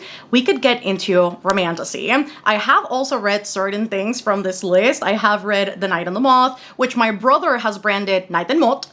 In that tone, he is so interested in the book, he jotted it down on a list of nominees that he wants to read on his own, and he keeps calling it Night and Moth. Night and Moth. With that tone, I can never look at this title the same after that went down a couple of days ago.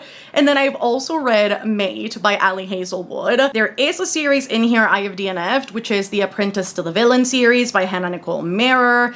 And then there are a couple other things that I'm interested in reading, like Wild Reverence by Rebecca Ross. And there's also an Emily Wilde's book nominated in here. However, you guys know the first one is still in my TBR shelf, so I have not read that, but we'll get to that in due time.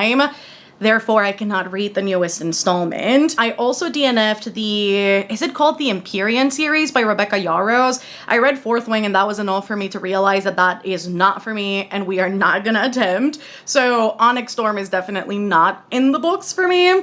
And the only one that I own in this category, unread, is A Witch's Guide to Magical Innkeeping by Sangu Mandana. Now, I have read a single other book by the author, which might just be their only other release. I'm not sure if they've got a backlist, but The Very Secret Society of Irregular Witches did its big round on BookTube when it came out. Everybody was raving about it. Everybody was talking about how it was like the perfect, best cozy fantasy that you could get into. And I personally thought I was lied to with the way that the book was sold, because I don't know that I'd necessarily call it a cozy fantasy in the same way that I don't know that I'd necessarily call this book a romantasy book. Although maybe it's a better medium than romance or fantasy independently, because I don't know that it would adhere perhaps uniquely to either of those genres. So I think because I've already read something by this author before, I've already been lied to by the internet.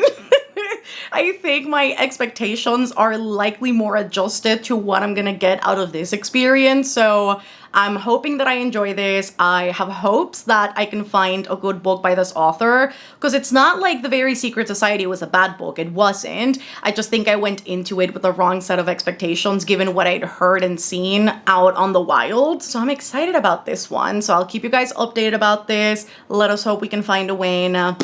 And let us hope that we just have a good time, because these books are supposed to be a good time.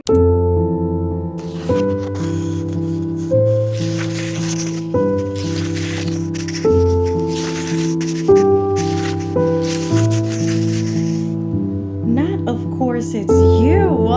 Hello, Sarah. What does that mean?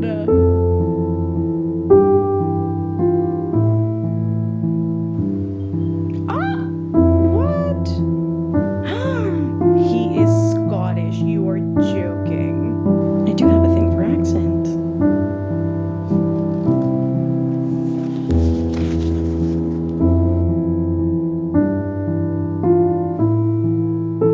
I keep refreshing the Goodreads page knowing full well that we still have a couple hours left to go until the final voting round begins. But I keep refreshing it. I think at this point there's like exactly 3 hours left. Yeah, 3 hours and 8 minutes left. I'll circle back when it's time.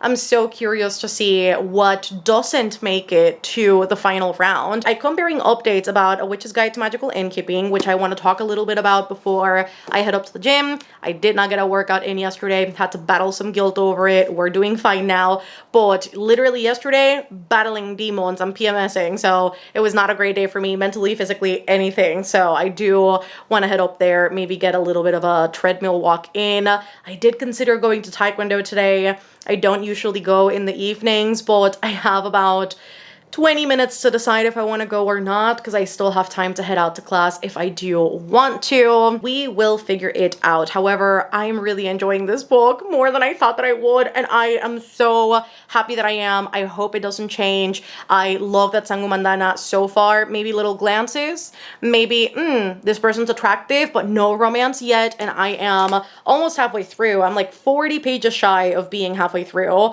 I'm on page 123, which is the start of chapter 12. No romance so far, which is great. I love that we get to see tidbits of our characters being vulnerable and maybe mingling with the other in ways that they don't feel so comfortable with other people, but not in a way that feels overtly romantic quite yet, because they have known each other basically their entire lives, but because Sarah, and we'll get into that in a little bit, because she's been exiled, they haven't seen each other in so long, but when she was studying at the Guild of Magic, they knew each other. So I love the fact that these are not just two random people meeting now, but these are people that have known each other for quite some time. That's great. I also love that Sangumandana is taking care to build up this world and to make us clearly understand how the hierarchy system works for the witches, how different guilds work depending on the country and the territory, exactly what they dictate in terms of the witches' lives and their quality of life. We know now how different spells work out and how they're denominated in this world. We also know what witches are capable of what, because not every witch is capable of doing the exact same type of magic. Like, there are different levels to not only their power, but to their abilities, which I really enjoy because it makes the magic system much more expansive, but in such a like low stakes. I mean, there's stakes, but I guess like lower stakes, cozier setting. This book to me feels much cozier than The Very Secret Society of Irregular Witches, which I am also loving. I think bits and pieces of this also remind me of Practical Magic. There's a connection between the characters and the hilarity behind certain scenes that kind of reminds me of, I guess, like that slight level of campiness that we also see in Practical Magic, the movie. I watched it a month ago for the first time, and as I'm reading reading this, I'm like, oh my god, this is kind of giving me that same feeling that I got while watching the movie and really enjoying it. And I'm really vibing with that so far. I'm so happy. I hope that feeling does not change. But in this one, we follow our main character, Sarah, who literally reanimates her dead great aunt Jasmine. Die in the backyard. She decides to resuscitate her with magic, bring her back to life, something that is very, very much forbidden. She used a spell that is outlawed, and because of that, she lost her magic. But on top of that, the Guild of Magic also exiled her to never access any of their resources, any of their establishments. She cannot talk to anybody within the guild, so she has been completely and thoroughly cut off from witch society. And now she lives in this inn that she runs with her great aunt Jasmine, that her parents left her before they literally abandoned her when she was a child. And not only is she accompanied by her great aunt Jasmine, but there is also a talking fox named Clemmy, and also a skeleton bony rooster by the name of Ruru. So there are animal companions in this one, and it's quite funny to see their interactions because it's just so outrageous, but it works. It's just so good. And obviously, as part of the innkeeping, we get to see other inn guests and lodgers and people that have got prolonged stays at this inn, and people who kind of walk in and out, and exactly what the magical parameters behind this inn are, because the inn is magical because of Sarah, which I love. I think that also is very much working out for me. And it is at the same inn that she meets the love interest and second protagonist Luke, who comes in with his sister Posey. Because of a magical text that Sarah has got to decode, Luke getting to the inn is the perfect scenario because he is a magical historian. He understands dead languages in ways that not a lot of other people do, and she enlists his help to figure out how exactly to perform a spell that will essentially give her back her magic. I find more often than not in witch books, there's always an element of somebody's powers being tampered with by somebody else placing a spell on them, and I'm like, could it be that? But I do think that on top of everything, what I'm really enjoying about this book is that Sangumandana is doing something I don't often see with witch books, which is that our main character loves being a witch. She loves her powers. She loves her magic. She doesn't feel fully herself since she lost her powers. She feels like something is missing, something intrinsic to who she is as a person. And the way that she talks about magic, the way that she describes the ability that she has, and the way that it kind of courses through her, even if we see it in very small moments, we know how much this means to her. And I love that. I love that it's not the typical, I hide being a witch because I resent it, because I hate it, because it causes harm. In this, I love that magic is this celebrated thing, not only with her, but also with Luke and with Posey, and it's much more positive. And I think that lens is something that I am finding so very enjoyable so far. And yeah, everything about this so far is working for me. I am still scared because I feel like anything can happen. I still have about 60% of this book left to go. But again, I am hoping that Sangumandana will do everything that they need to do. She needs to do? That's a great question. That she needs to do.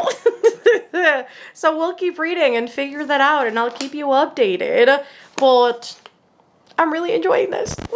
I didn't expect myself to say that, and now I'm scared. It seemed at first glance like ridiculous theater, unnecessary and a bit silly, but at the heart of it, weren't they just a handful of people trying to be good to one another? It was the first thing about the inn that made sense to him. It would probably be the last thing too. Why is that so good? I don't know if it's because I'm PMSing, but why is the book making me want to cry? This book made me cry. Oh, why am I crying? Oh my god, I can't tell if I'm PMSing or if it's the book. It might be both.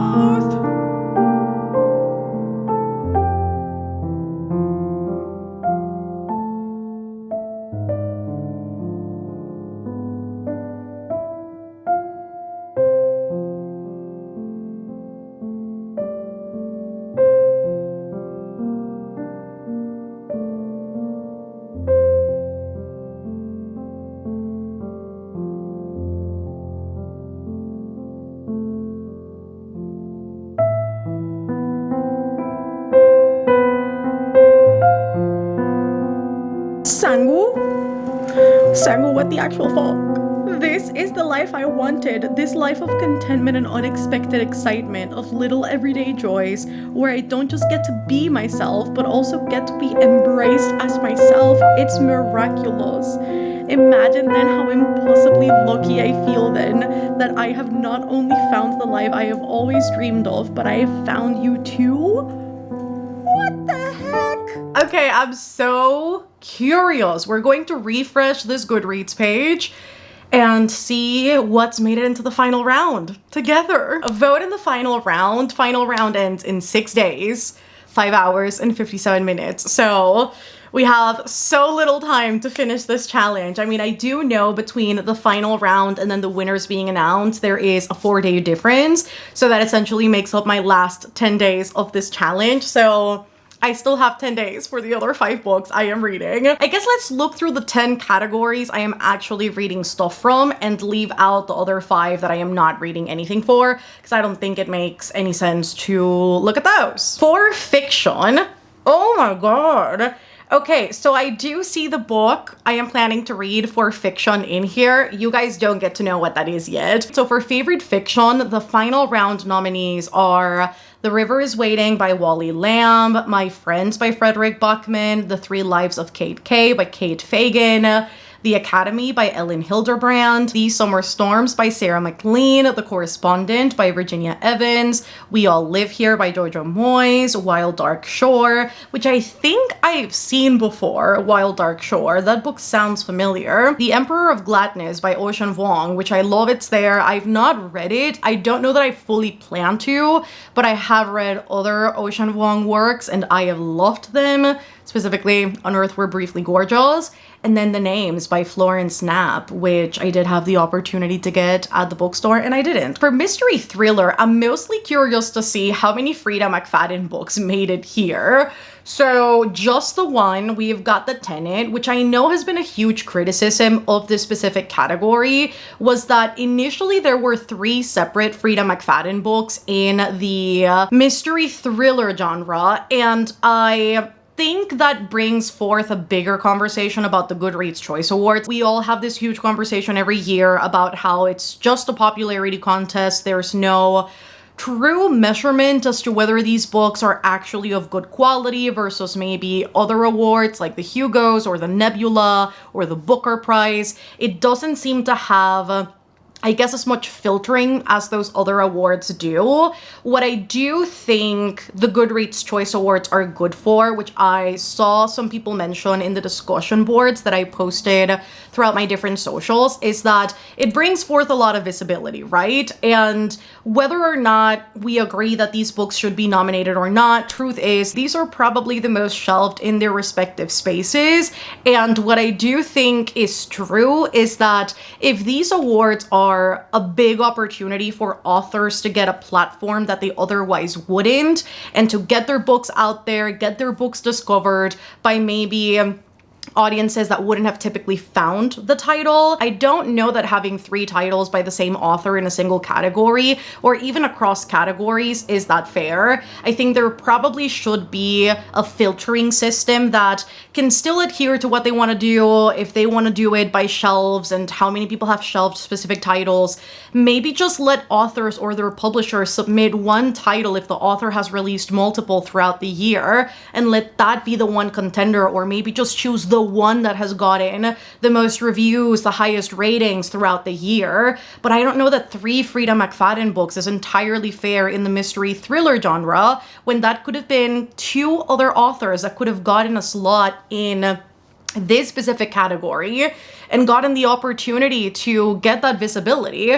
Because truth is, every time these Goodreads awards come around, everybody's making videos about them, everybody's reviewing the different books, everybody's making think pieces. The library holds get super, super long because everybody's checking these books out, everybody wants to read them. And so if that's the case, I think there's a way to be more conscientious, although maybe from Amazon there's not a lot to ask for, to be honest, but there's a way to be more conscientious about maybe who gets put forth with their nominations, because it's the same thing with Ali Hazelwood. She had 2 books in the romance category, which we're about to go to next, and then she had 1 in Romantasy. Do I think it's entirely fair? I mean, I love that her books are doing well, love that for her, love when any author finds success in their respective spaces, but 3 books being nominated?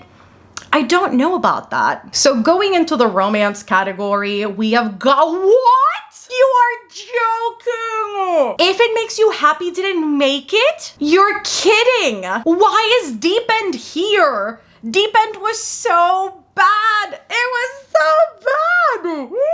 Oh, I am surprised. Also, the favorites being in romance to me doesn't feel right. I've not personally read the book, but that book to me gives more literary fiction. Like, I just don't know that romance— oh my god. If It Makes You Happy didn't make it? I'm also just surprised that out of the 2 Ali Hazelwood releases in the romance genre, between Deep End and Problematic Summer Romance, that Deep End is the one that made it to the end?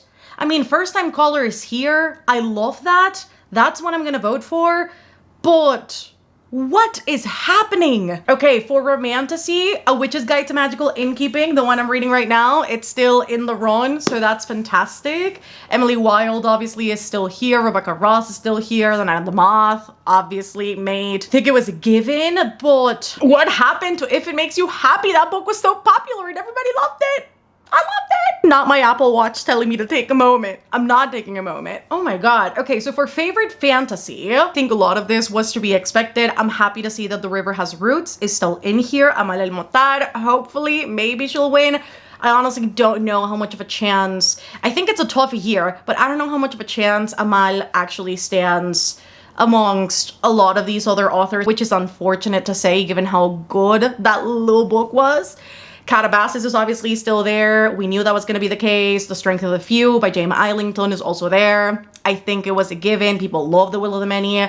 Brandon Sanderson's probably going to win. Honestly, I don't know. I do feel like it's going to be a tough battle between The Strength of the Few, Calabasas, and Wind and Truth. I, however, think that because The Strength of the Few came out just— I think right on par as the Goodreads Choice Awards were announced, I don't know that that's gonna win. I'm thinking Wind and Truth, but also Wind and Truth was very polarizing from what I know, so I honestly don't know who's gonna take it in the fantasy category. I think it's gonna be quite interesting. For science fiction, the one that I am reading is also still in the run, which makes me so happy. You guys already know I own The Dream Hotel. That's the one I'm planning on reading. That is part of the TBR, like, for sure. So I'm happy to see that it's still in the running. Adrian Tchaikovsky is still here, which I know is huge in the science fiction space. Automatic Noodle has a really freaking cool cover. I just have to say that. I've got no idea what the book is about, but it looks cool. The Compound was also another book that my bookstore had. Obviously didn't get it because I already have The Dream Hotel, but I'm curious to also see what's gonna win in this round. Hopefully The Dream Hotel if I end up enjoying. I don't want to get ahead of myself. For horror, Immaculate Conception better still be here. If not, I'm gonna be so angry. No! No! What did you guys do? There's no way Immaculate Conception is gone. That book was so good. There's no way. There's no way. I read Witchcraft for Wayward Girls by Grady Hendrix and I DNF'd it. That is the only thing in here that I have read.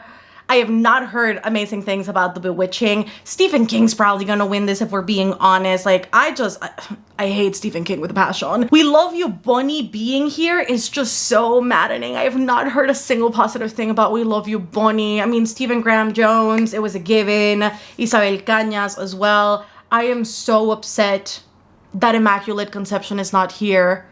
That book has probably, I mean, out of everything I've read so far in this video, it's definitely been the best book out of all of them. For debut novel, oh my god, the one that I'm reading is not here.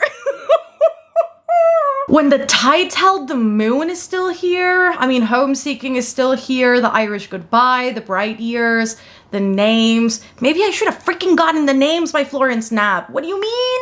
107 Days is gone. Oh my god, 107 Days is freaking gone from the favorite audiobook. One of the books I'm reading is still here. For young adult fantasy and sci-fi, it was to be expected that Rebel Witch is still here, so is Sunrise on the Reaping, so is Oathbound, Wings of Starlight. I did not expect how huge that book would be. I think it's gonna go to Suzanne Collins for Sunrise on the Reaping. I'd be surprised if it didn't, to be very honest. Then for young adult fiction, oh my god, Audrey and Bash is gone! What are you guys doing? What is going on? What is going on? What did you guys do? And last but not least, for Memoir, 107 Days is here, but oh, I am... So Immaculate Conception's gone. If it makes you happy, gone. Audrey and Bash, gone. You couldn't even do that right. Oh my god, I am so shocked. I don't know how I feel about it. Friends, I have got to update you about A Witch's Guide to Magical Innkeeping because it's been a couple of days and I did finish the book. I quite literally just made myself a matcha and we are going to mix this together and then we are going to choose our next book in the video. We're going to start that book today while I do some arts and crafts and then keep going with the video because we are almost at the end. We only have a couple books left, so cheers to that. This is the best celebration right here. Just a good old grand matcha. I am very afraid to spill this though, so let me mix the rest of this over on this side. I made this very strong today. I think I might have put 1 too many grams of matcha in here and gotten overexcited. But I am very excited about this. So cheers to being almost at the finish line of the Goodreads Choice Awards vlog. And let's take a sip. This is exactly where I want to be right now. Oh my god. So I finished A Witch's Guide to Magical Innkeeping, and the reason why I've waited a couple of days to speak about this book is because I've been very torn about it. I finished it. I really enjoyed it. I think at times I do think this book is more like a 4.5.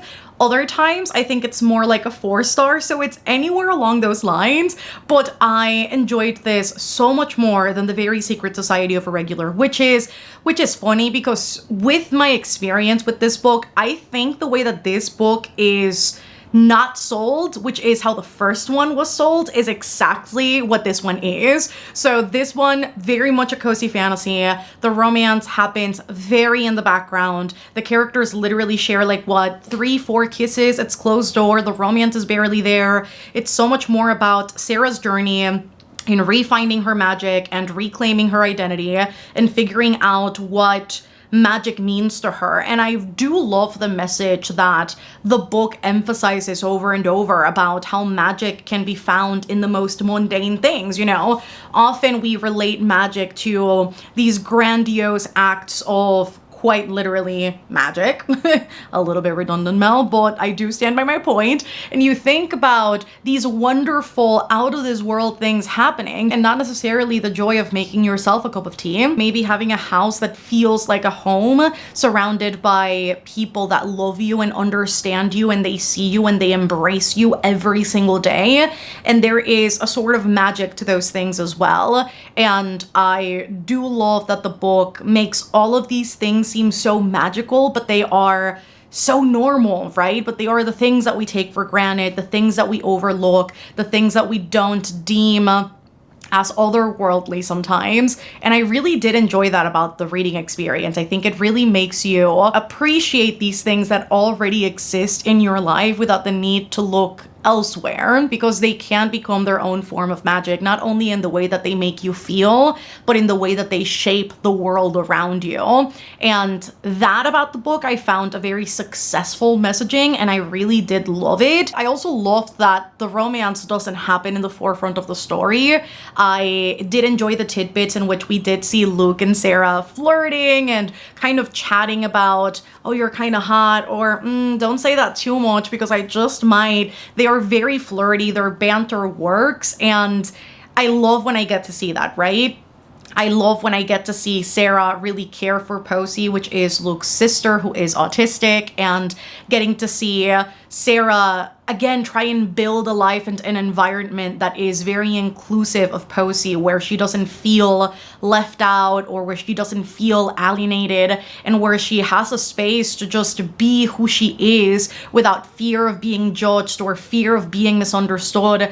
I really enjoyed how it truly does feel like they are so seamlessly a unit, and I again, love that although it is a part of the story, it is not the full focus of the story, and at no point does Sangumandana sacrifice the actual plot, the magic system, Sarah's journey for the sake of that, and I really did appreciate that. I think it's very well balanced against understanding and getting explained the way that this magical witchy world works and what the hierarchies look like and exactly what it means when certain things happened and when certain roles show up in the story, like what exactly it means. I really did love that there was, I think, a little bit of everything in here. The found family in this one I found to be even better than the very secret society of irregular witches. So this one just worked for me.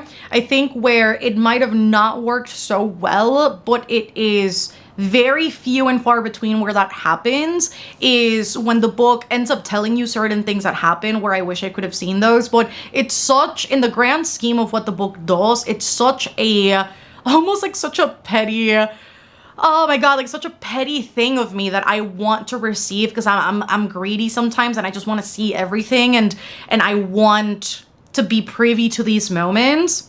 So I think there's that aspect to it. Somewhere along those lines, just know I really enjoyed this. I really would recommend it. And I'm so happy that a book by the author did work for me, because I wanted to love The Very Secret Society so much and I didn't.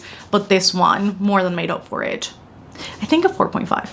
And now there are choices to be made, because we need to choose our next genre, our next book. Like I was saying, I do have some crafting to do. I am currently making some keychains for my mom's co-workers, because my mom's putting together this really beautiful gift bag for them for Mother's Day. Mother's Day here in Panama is in December, so I want to get ahead of that and make sure that she's got these ready early. And I offered up to make some keychains for them. And I made this sample earlier, which is a rose. I initially wanted to make Lily of the Valleys, but then I couldn't find a green vibrant enough that I wanted to use. I think I ran out of all of it, and I thought I had more, I guess, grass green versus this one, which is more olive. And I didn't really like the contrast of this type of green with the other yarn that I was thinking of using for the Lily of the Valleys. So I figured, because I also don't have too much of this yarn, that I could do something perhaps a little bit more simple, because I wanted the leaf on the Lily of the Valley to be very big. So I figured this could also be really cute, something that you can, you know, strap on your bag and then it just hangs. And I still have to make 4 more, because this is the first one. I'm still torn on whether I want these to be different colors or if I want them all to be a literal rose red. I have to make decisions, so I'm gonna go ahead and do that. And I need a book. I need a book to read, to listen to. So I think I know exactly what I'm getting into, because it is the only audiobook I've got left for this video, so I think it would be perfect. If we look at the fiction category, if we look at all of the books, you would notice I don't own a single one. That's correct. You would assume correctly. There are books in here that I am very curious about. Ocean Vuong has a book in here, The Emperor of Gladness. We also have Wild Dark Shore, which I have heard so many amazing things about. We have Cursed Daughters, which I have also heard fantastic things about. I know a lot of people have been curious about The Correspondent. I really want to read Heart the Lover by Lily King. But out of all of these, the one that I am most curious about, not only because the author is really famous and I have never read anything by them, but also because I've heard beautiful, stunning things about this book, and it has been seemingly a very emotional roller coaster for everybody who has read it. I don't know if it is the audiobook that is enhancing that experience, or if it's mostly the eyeball read that does, but My Friends by Frederick Bachman is the one I'm going to be listening to from this genre. It is also nominated for Best Audiobook, and because we did listen to 107 Days, and this is the only other book within the audiobook category that I was interested in, I figured maybe if I read two from this same category, we can kind of compare them to each other and see which one's better, perhaps. I think audiobook is such a hard category because it doesn't seem like it's judging the quality of the audiobook and the production of the audio. Instead, probably just the amount of times that it was shelved, which is the same exact criteria for every other genre and every other category. So it's curious because I would assume, again, if we were doing the quality thing, perhaps we would be getting very different nominees. So I am going to listen to and start My Friends literally right now. All I had for this morning was a vision of peace and an audio, and I did not get it. So now I get the vision of an audio, some crocheting, matcha, and honestly, might be a better vision than walking on the treadmill and listening to an audio. So not too shabby.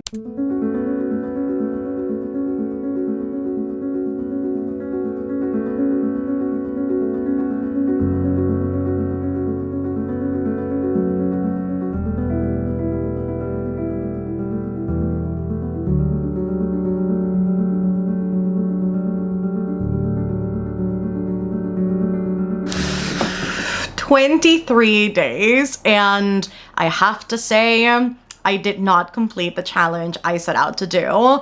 I, at this point in time, have read 8 books for the Goodreads Choice Awards blog, and I did not finish the last 2. I am having mixed feelings about it because I know maybe if I wouldn't have had such a hectic couple of weeks prior to the upload of this video, maybe I would have been able to squeeze in those last 2 books. I did consider speeding up the audiobook for My Friends, which I immediately had to talk myself out of. I stopped doing that a couple of years ago because I noticed that I was speeding up audiobooks for the sake of finishing a book for a video, or just for the sake of getting it done, but not necessarily to enjoy it. So I quickly told myself I wasn't going to do it, and I did not, hence why I did not finish the book. I also started what was technically supposed to be the last book for this video, and I only got a couple of pages in before I realized I was on day 20 and there was no way I was going to finish this video. So day 23, this is where we're at. I am wrapping up edits on this video. I do want to react to the winners of all of the categories with you guys. However, it has been so interesting these past 23 days because I read more than I would typically read in a month for a single video. And this was the challenge for me specifically beyond the, can I read 10 books in 20 days?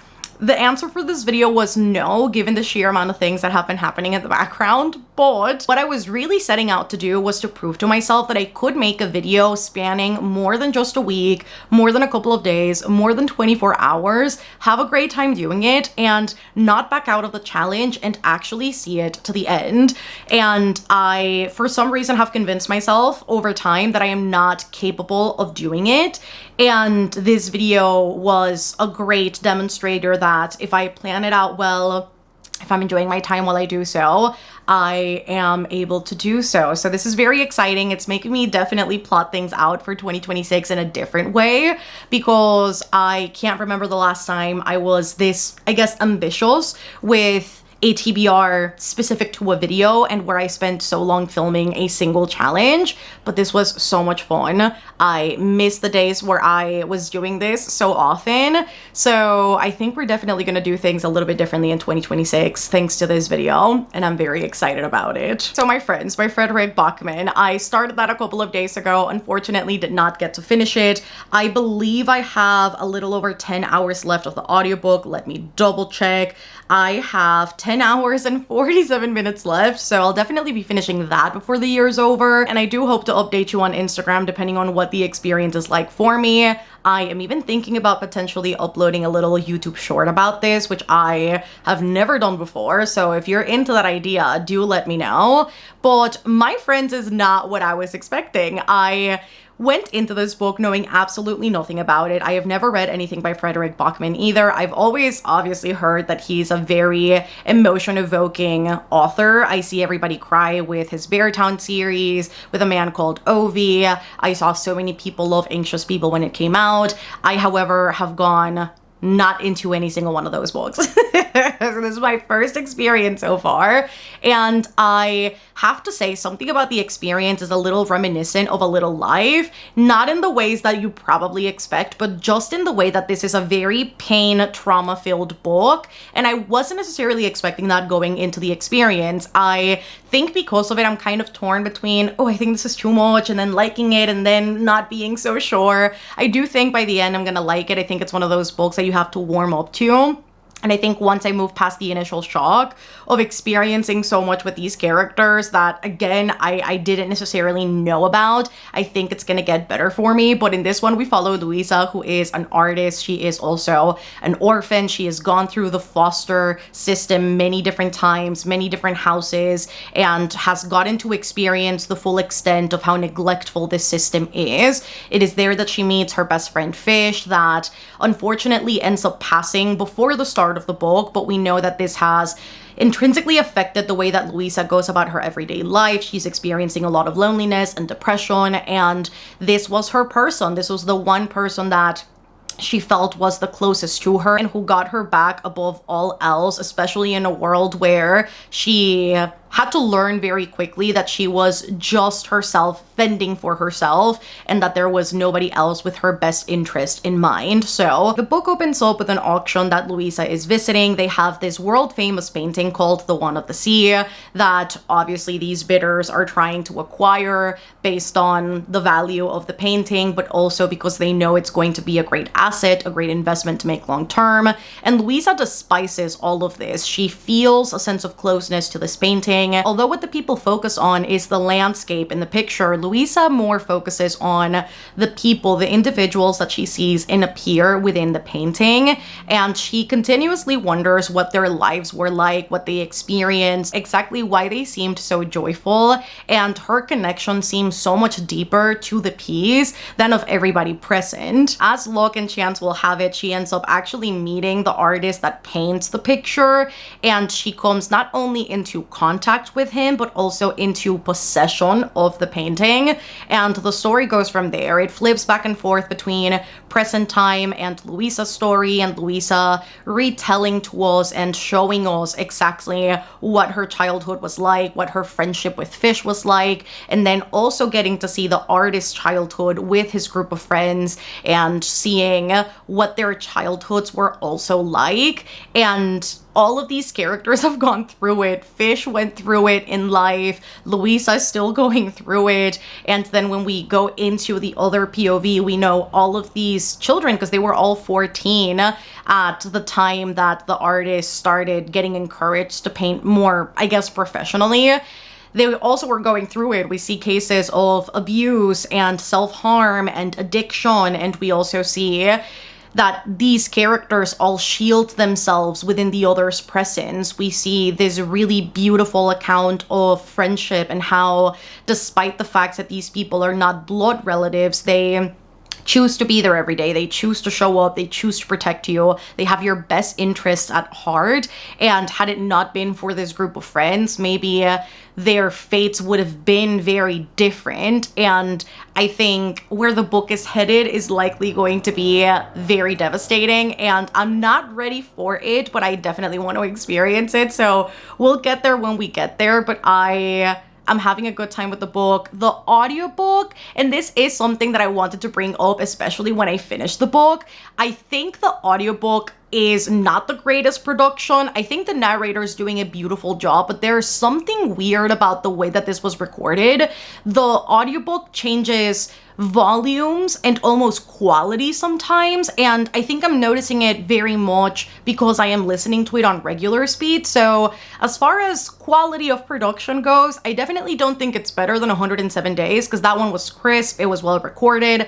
This one, for some reason, not so much. I don't know if any of you have listened to this and noticed it, but I have noticed that the audiobook at times is kind of lacking consistency, but overall, I think the book so far has been really good. In fact, I've also jotted down, because I have my little notes thing for all of the books that I've been reading, I have jotted down a couple of quotes that really just stuck to me as I was listening to this. There is "Fragile hearts break in palaces and dark alleys alike." That, when I listened to that, I did not know what to do with myself. But then also, grown men aren't afraid of enough to learn how to run properly. Frederick Bachman surprised me with that one, because I was like, what do you mean? So those two quotes, I was like, I have to write these down, because I think this is going to be up here for forever, to be very honest. So again, I'll update you on, my friends, when I do actually finish it before the year is over, but did not get to finish it in this video. And then the other book I started that I did not manage to finish in these 20 days was The Dream Hotel by Leila Lalami. I started this, I think, 2 days ago, and I have not made the progress that I wanted to do with this. I also had to realize that I was counting my days wrong and that I was definitely on day 21 by the time that I had started this book, but I did get 14 pages into this. I think this is also reminiscent of something else that I read quite recently, and that is I Who Have Never Known Men by Jacqueline Hartman. I think there is some similarities here between the whole women locked up situation for reasons that they are not necessarily privy to, that are very freaky, and I am definitely curious to see where this is headed down the line. This is one of these science fiction nominees, and actually, let me double check this category, because I'm pretty sure this was one of those genres that I looked at and I really wasn't familiar, with most of these titles. So if I look at the category as a whole, I love the cover for Automatic Noodle. I think it's got one of the coolest covers in here, if not the coolest cover. I had seen The Compound and then The Dream Hotel, obviously, which was the one I owned. I am familiar with some of these authors like Adrian Tchaikovsky. Not that I have read anything by them, but I have heard that name just a lot in the SFF spaces. But this one was definitely, I think, the obvious option for me, given the circumstances. So far, what I have gathered is that the book opens with our main character, Sarah, who is being detained because this world, and I don't know if it's specific women or if it's all women, but they essentially monitor their dreams to see what risk they possess to other people in terms of bodily harm. I'm not sure how far it extends. And they observe something in her dreams that essentially requires for her to be detained so that they can investigate exactly what is going on. And then after the investigation is closed, she will be released. She is in company with a lot of other women who have experienced the exact same thing. And something that the book leaves very clear right from the start is that some of these women are told that they're going to be there for 120 days and then they're there for 300 days. And there doesn't seem to be any rhyme or reason as to why. But because of the system that they have within these detainment centers, they essentially can keep you there for longer depending on conduct. And so it seems that a lot of women are kept there for longer with that excuse in mind. But there is definitely something more insidious going on. I did not get further than that, however, and I'm very curious to see how this book is going to explore, I guess, a similar concept to I Who Have Never Known Men, which I'm sure is not the only book that has done this whole plot situation,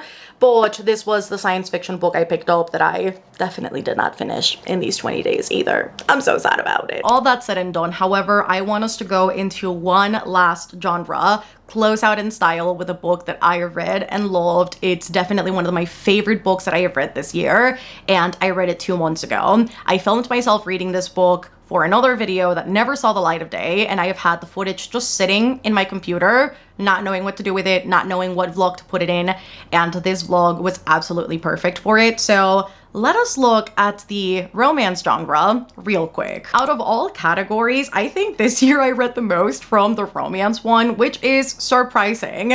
I also see certain series that I have DNF'd that I have no business touching, and certain things that I am also interested in. So I read First Time Caller by B.K. Borison earlier this year, one of the best romances I have read this year for sure. I have read both Ali Hazelwood's on this list, both Deep End and Problematic Summer Romance.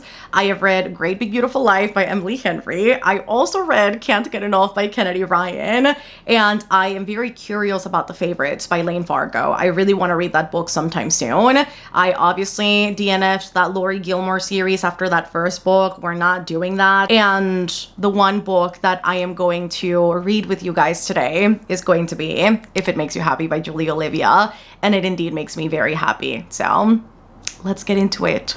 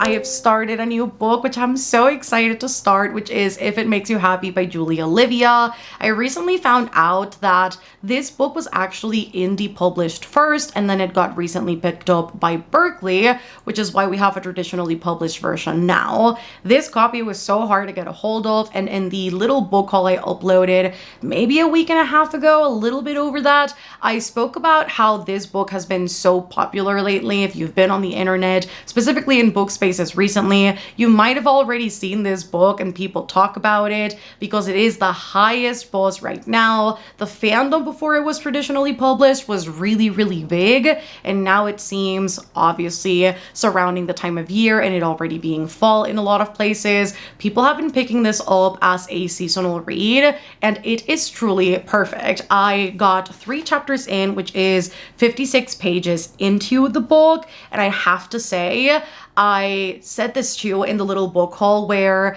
this book is almost 500 pages, and I think that the page count is perfect for all that is going to be attempted based on what I see on the synopsis, for us to achieve all of those things, not only in a timely manner, but also in a realistic way. And so far, I can say, based on the prologue and the 3 chapters that I read, Julie Olivia's writing is just so lush, so descriptive. The exploration of grief so far and how it looks different to everybody is something that I'm really enjoying as well, and already getting a closer look into Cliff and his daughters, because there is a single dad trope in here. In this one, we follow Michelle in the wake of her mother's death and having to move to Copper Run, Vermont to take care of the bed and breakfast she left behind.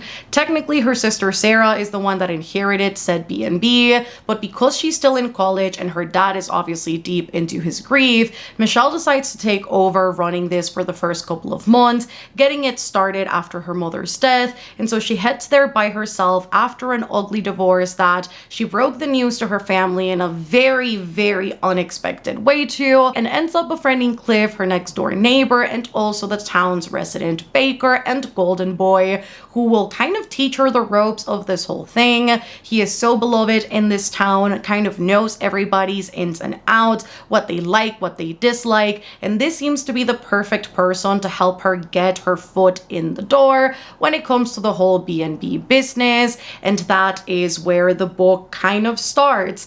I really did feel for the characters in the prologue, which is not something I can often say, specifically in romance books. I feel like it takes me a couple of chapters to kind of get the emotional swing of things and to really be connected, I think, to the characters' emotions. But right off the bat, the prologue starts, and you can tell that Michelle is the type of character that kind of has the world on top of her shoulders. She's taking care of so many people around her. She has to be okay all the time and to pull through and be that oldest daughter that can always meet and surpass expectations, who is not a burden, but in fact can carry those for everybody else. And you can not only see that in the way that she she doesn't want to break the news to her family that she has recently gotten a divorce. And to add to that, seeing her father be in a state of deep grief over losing the love of his life, that life partner that he thought he would have around forever, him being so disoriented and so confused over what happened and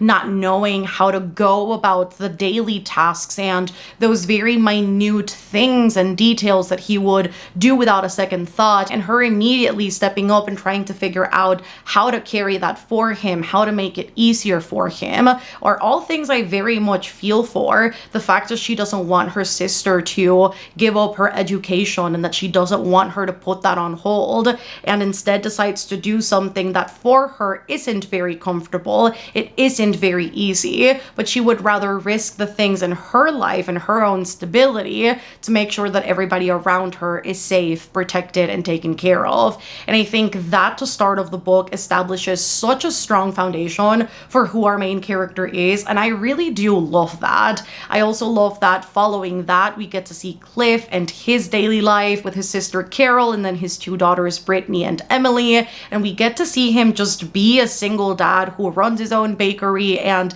cares deeply for his daughters. He is carrying all this weight by himself and raising his two daughters basically by himself, and you can tell that also weighs heavy on him. He's trying his absolute best, but you can still tell that something is missing in his equation. So I can't wait to see how Michelle integrates herself with this family later on in the book and how they start becoming a unit. I love that so far we have gotten so much of Cliff's daughters. They are not a missing kind of background aspect in the book, but rather something that we get to see very closely so far. And I hope that stays throughout the entire book, because I think that's the fun of a single parent trope, is getting to see the connection between the love interest or the protagonist and the kids, how exactly they get on their good graces and how they build this bond that seems so strong and unbreakable. And those are things that I personally love seeing, obviously outside of the parameters of a romance, because I think it's a huge part of it. So I am loving what I'm seeing so far. I also,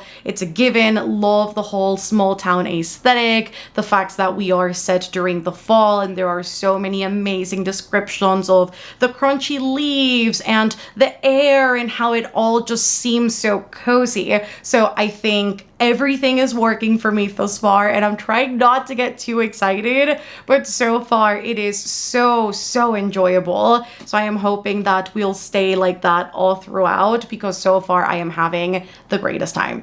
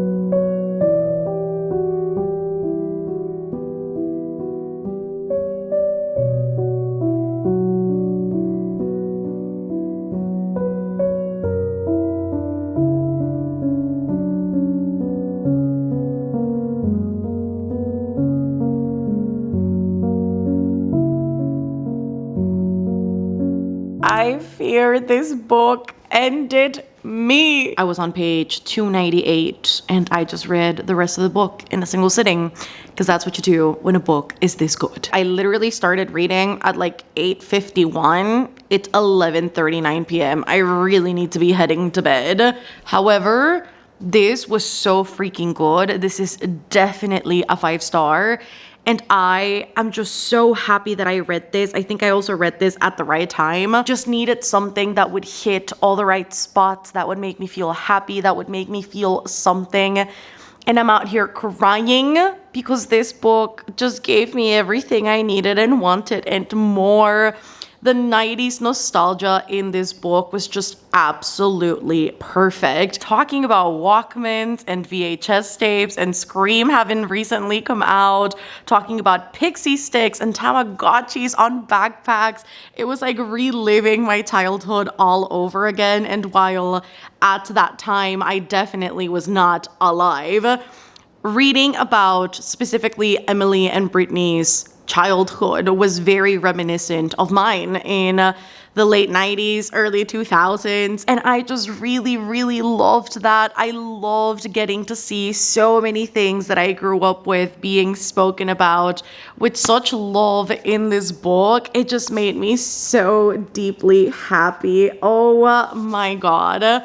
I also think it was very refreshing to read a romance book where the adults actually behave like adults. And while, yes, our main character, Michelle, is very much emotionally constipated, that's our girl, and we love her. Her relationship with Cliff and their friendship, first and foremost, was something that I adored about the writing in this book. Seeing that friendship depicted in such a mature way where they truly have each other's backs above anything else.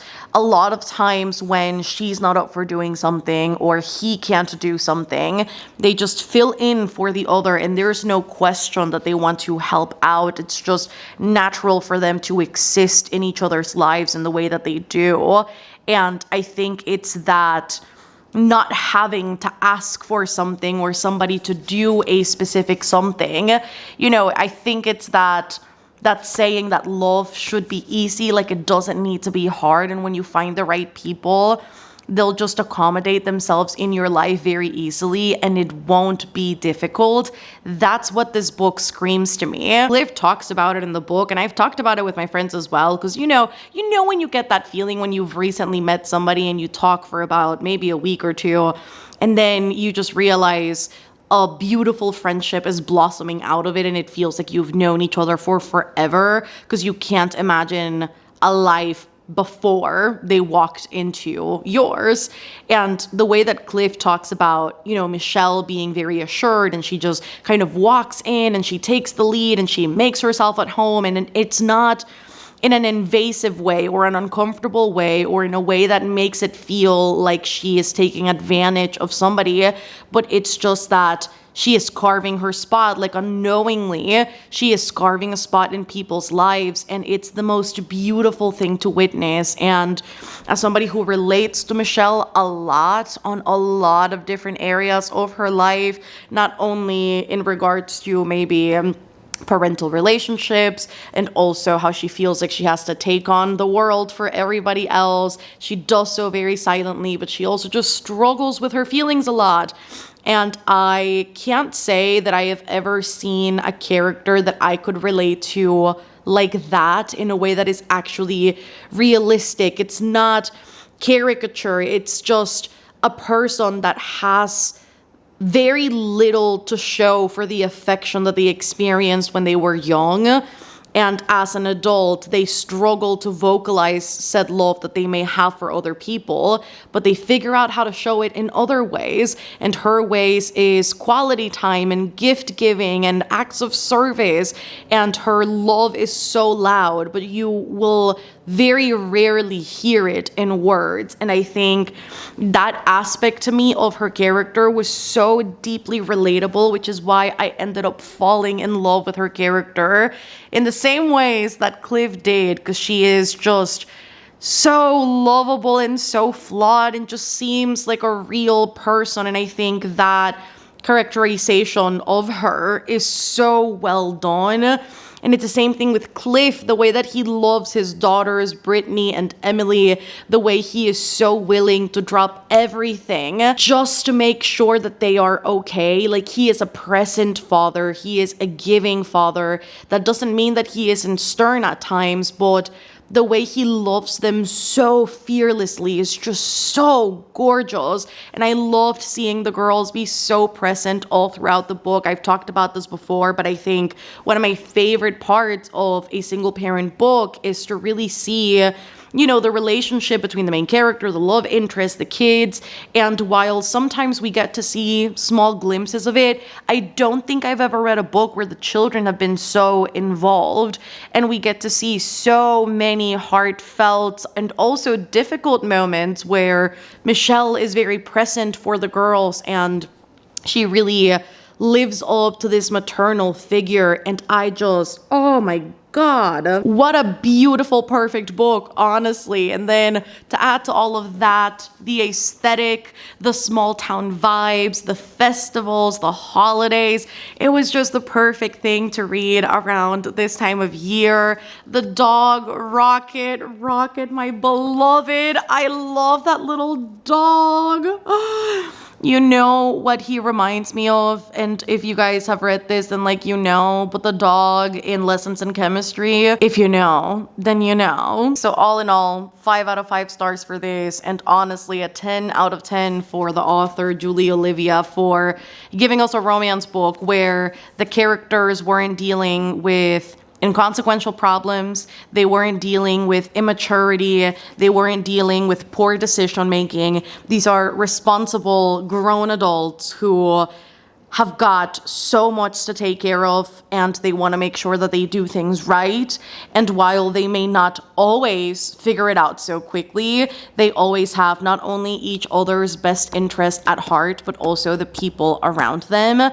And the way that their actions reflect that was just absolutely stunning. So happy I read this.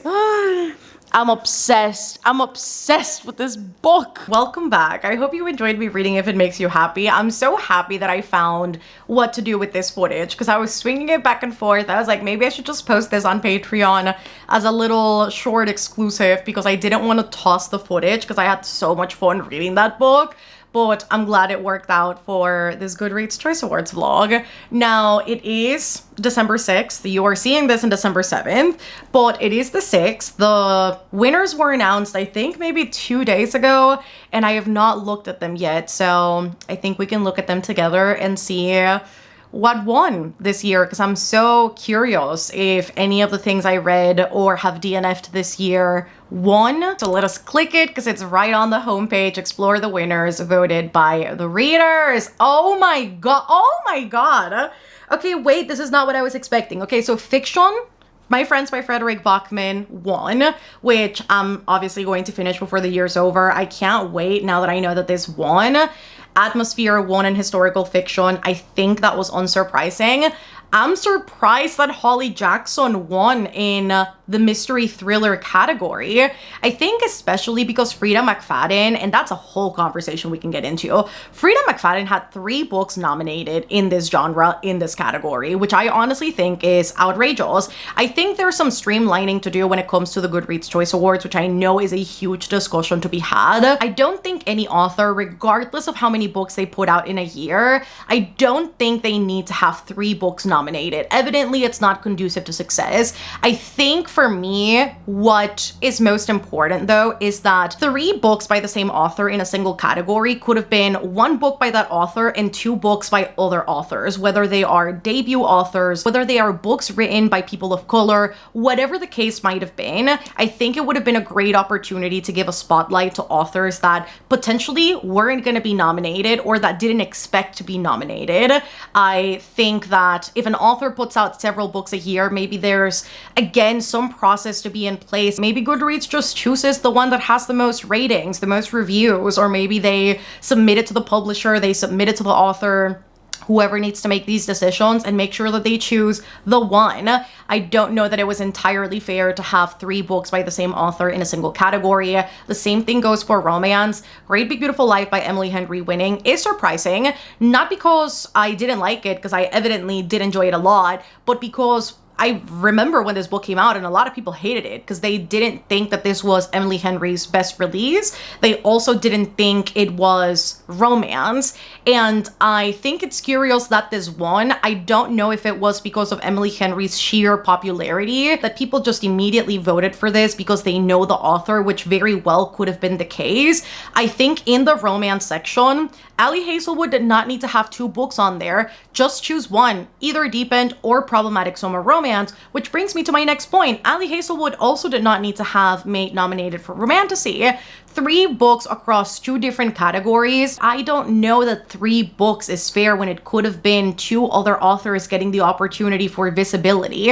Because whatever the commentary is about the Goodreads Choice Awards, I think, I asked you guys what you guys thought about it, and there were a lot of mixed reviews. People that cared, people that didn't care, people that obviously don't use Goodreads anymore, people that think this is just a popularity contest, which it definitely is. I mean, if the metric for this is just the amount of ratings, then it definitely is just going to be the top rated reads of the year. I think where the Goodreads Choice Awards are good, which is still a double-edged sword, is the fact that it brings visibility to so many different authors that otherwise wouldn't necessarily get this amount of promotion. With publishing getting more and more tough every day, and publishing calling for authors to handle so much of their marketing online, this is such a great tool to make sure that they get out there and that people get excited about their books. What I noticed this year when I was trying to put holds on Libby for a lot of these releases is that the holds were long when they weren't a couple of months ago, and they were several months wait. There were so many people waiting for certain titles, especially what I consider to be the not so popular ones, and I can't help but think or wonder if it is related to the Goodreads Choice Awards and if this is the thing that made them want to read the book. So if all else fails, this is great for visibility, and if that's what the intent is or not, because I mean, we can't really trust what the intent is behind this, I think there's some great intentionality that can be put into these awards that, again, can allow for more visibility, more opportunities, other than 3 books by the same author being nominated. Going into fantasy, Bury Our Bones in the Midnight Soil, we know I DNF'd this book. I didn't love it. I am surprised that it won, especially against some other really famous releases. I think it's a huge win for V.E. Schwab to have won this category, considering that she was going against R.F. Kuang, Brandon Sanderson, James Islington. There were so many bigger titles, or what I assumed would be bigger titles on there. So the fact that Bury Our Bones won, I have to say, even though I didn't enjoy the book, good on V.E. Schwab. I also see that The Compound by Aisling Raleigh, maybe, in science fiction won. I don't know what I was expecting to win in this category. I did find out while I was hosting sprints with my patrons that apparently this book was very popular on TikTok, so this makes a lot of sense. Maybe sheer amount of numbers got the win for this book. I am more curious now about this book, I'm not gonna lie. Horror, Grady Hendrix winning is both unsurprising and surprising at the same time. Unsurprising because there was a Stephen King book nominated. Also because I think there were likely better options on there. I saw so many books by female authors across different communities, also indigenous authors on the list. So the fact that Witchcraft for Wayward Girls, which wasn't even that great a book, won, I am very surprised at. Debut novel, Alchemized. I don't even want to touch that book with a 10-foot pole. I have no business. That's between whoever's reading that and God. I definitely do not want to read that book. I am unsurprised that it won, just again, given how many people are picking this up. I don't also want to say anything else on that because that's going to get me sidetracked and we're going to be here for quite a time. Audiobook, Onyx Storm, again, 1 book winning across 2 different categories. I just don't know that it's entirely fair. I think with audiobook, maybe if they placed more importance on the quality of the production, and that's not to say that this audiobook doesn't have great quality, because I'm not sure. I DNF'd the series upon reading the first one. I think that if more importance is placed on the quality, maybe this category can improve. I also don't know that the same book should be nominated across 2 different ones, despite the fact that it was likely very popular. I also think that having audiobook replace, and I'm not sure which one it replaced because 2 categories were deleted, exited from the chat, both the graphic novels comics category and then also the middle grade category. I just don't know that replacing such important genres and groups is necessary for audiobook and romantasy to exist. Like, we can have all of these exist in the same spaces, not have to take them out from the chat. I think middle grade should still have a nomination. I still think comics, graphic novels, and mangas should have had its own category. There is such a huge subsection of people that read from those that I think, again, having those replaced by other categories, which a lot of people have put into question whether they should exist or not. I think one of my patrons made a great point when it comes to audiobook and it being the one accessible way a lot of people can consume books, I think is very important to note. However, I think they should bring them back. Goodreads, if you're seeing this, which I doubt that you are because I don't think you give a fuck about anybody, I think that you should bring them back. Young adult fantasy and sci-fi, very unsurprising. Suzanne Collins won that one with Sunrise on the Reaping. Young adult fiction, Fake Skating won. Non-fiction, John Green is still going at it with the non-fiction. It's funny because I mentioned I did not know who the hell wanted that other book, the Anthropocene Reviewed, and everybody was like, we all wanted it. What do you mean? You were definitely not in the fandom. And I'm like, I'm not. Don't shoot the messenger. I get it now. You guys wanted it. I'm sure it's the same thing with Everything is Tuberculosis. For Memoir, The House of My Mother by Sherry Frank won, which is also unsurprising given how many people were interested in this case when I'm pretty sure there's a documentary about this when that came out. And then History and Biography, How to Kill a Witch won. That is not my category, so I have nothing to say on that. I think this person said it perfectly. This is a reply to the post I made about the Goodreads Choice Awards and wanting to hear you guys' takes. And they said, the main problem I have with the Goodreads Choice Awards is that anyone can just make an account and vote for whatever books they want to. There is no requirements to vote other than having an account. This means that people can vote for a book they haven't even read purely because they've either read a different book by the same author, or in some cases only heard of the author and have never read one of their books before. People have been saying for years that you should be required to mark a book as read before you can vote for it, but this year we need that more than ever. In several categories there are multiple books by the same author and several books show up in multiple categories. The whole point of the awards is to encourage diversity and promote the winners. The winners most of the time don't need any promotion. Any thriller reader has heard of Frida McFadden, any romance reader has heard of Abby Jimenez, and any horror reader has heard of Stephen King.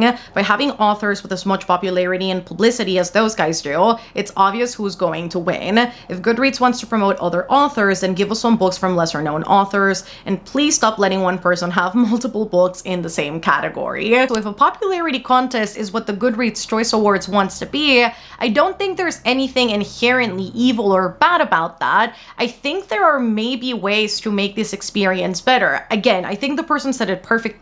The fact that you can vote for just about anything without giving a care to the quality of the book, whether you've experienced the writing and read the story, I think is one of the biggest problems about this. It's also a double-edged sword. I know a lot of people go in and they vote for authors of color to give them a better chance at winning and kind of going through the rounds, and they have not necessarily read the book. And I think that, you know, people do their part however they can.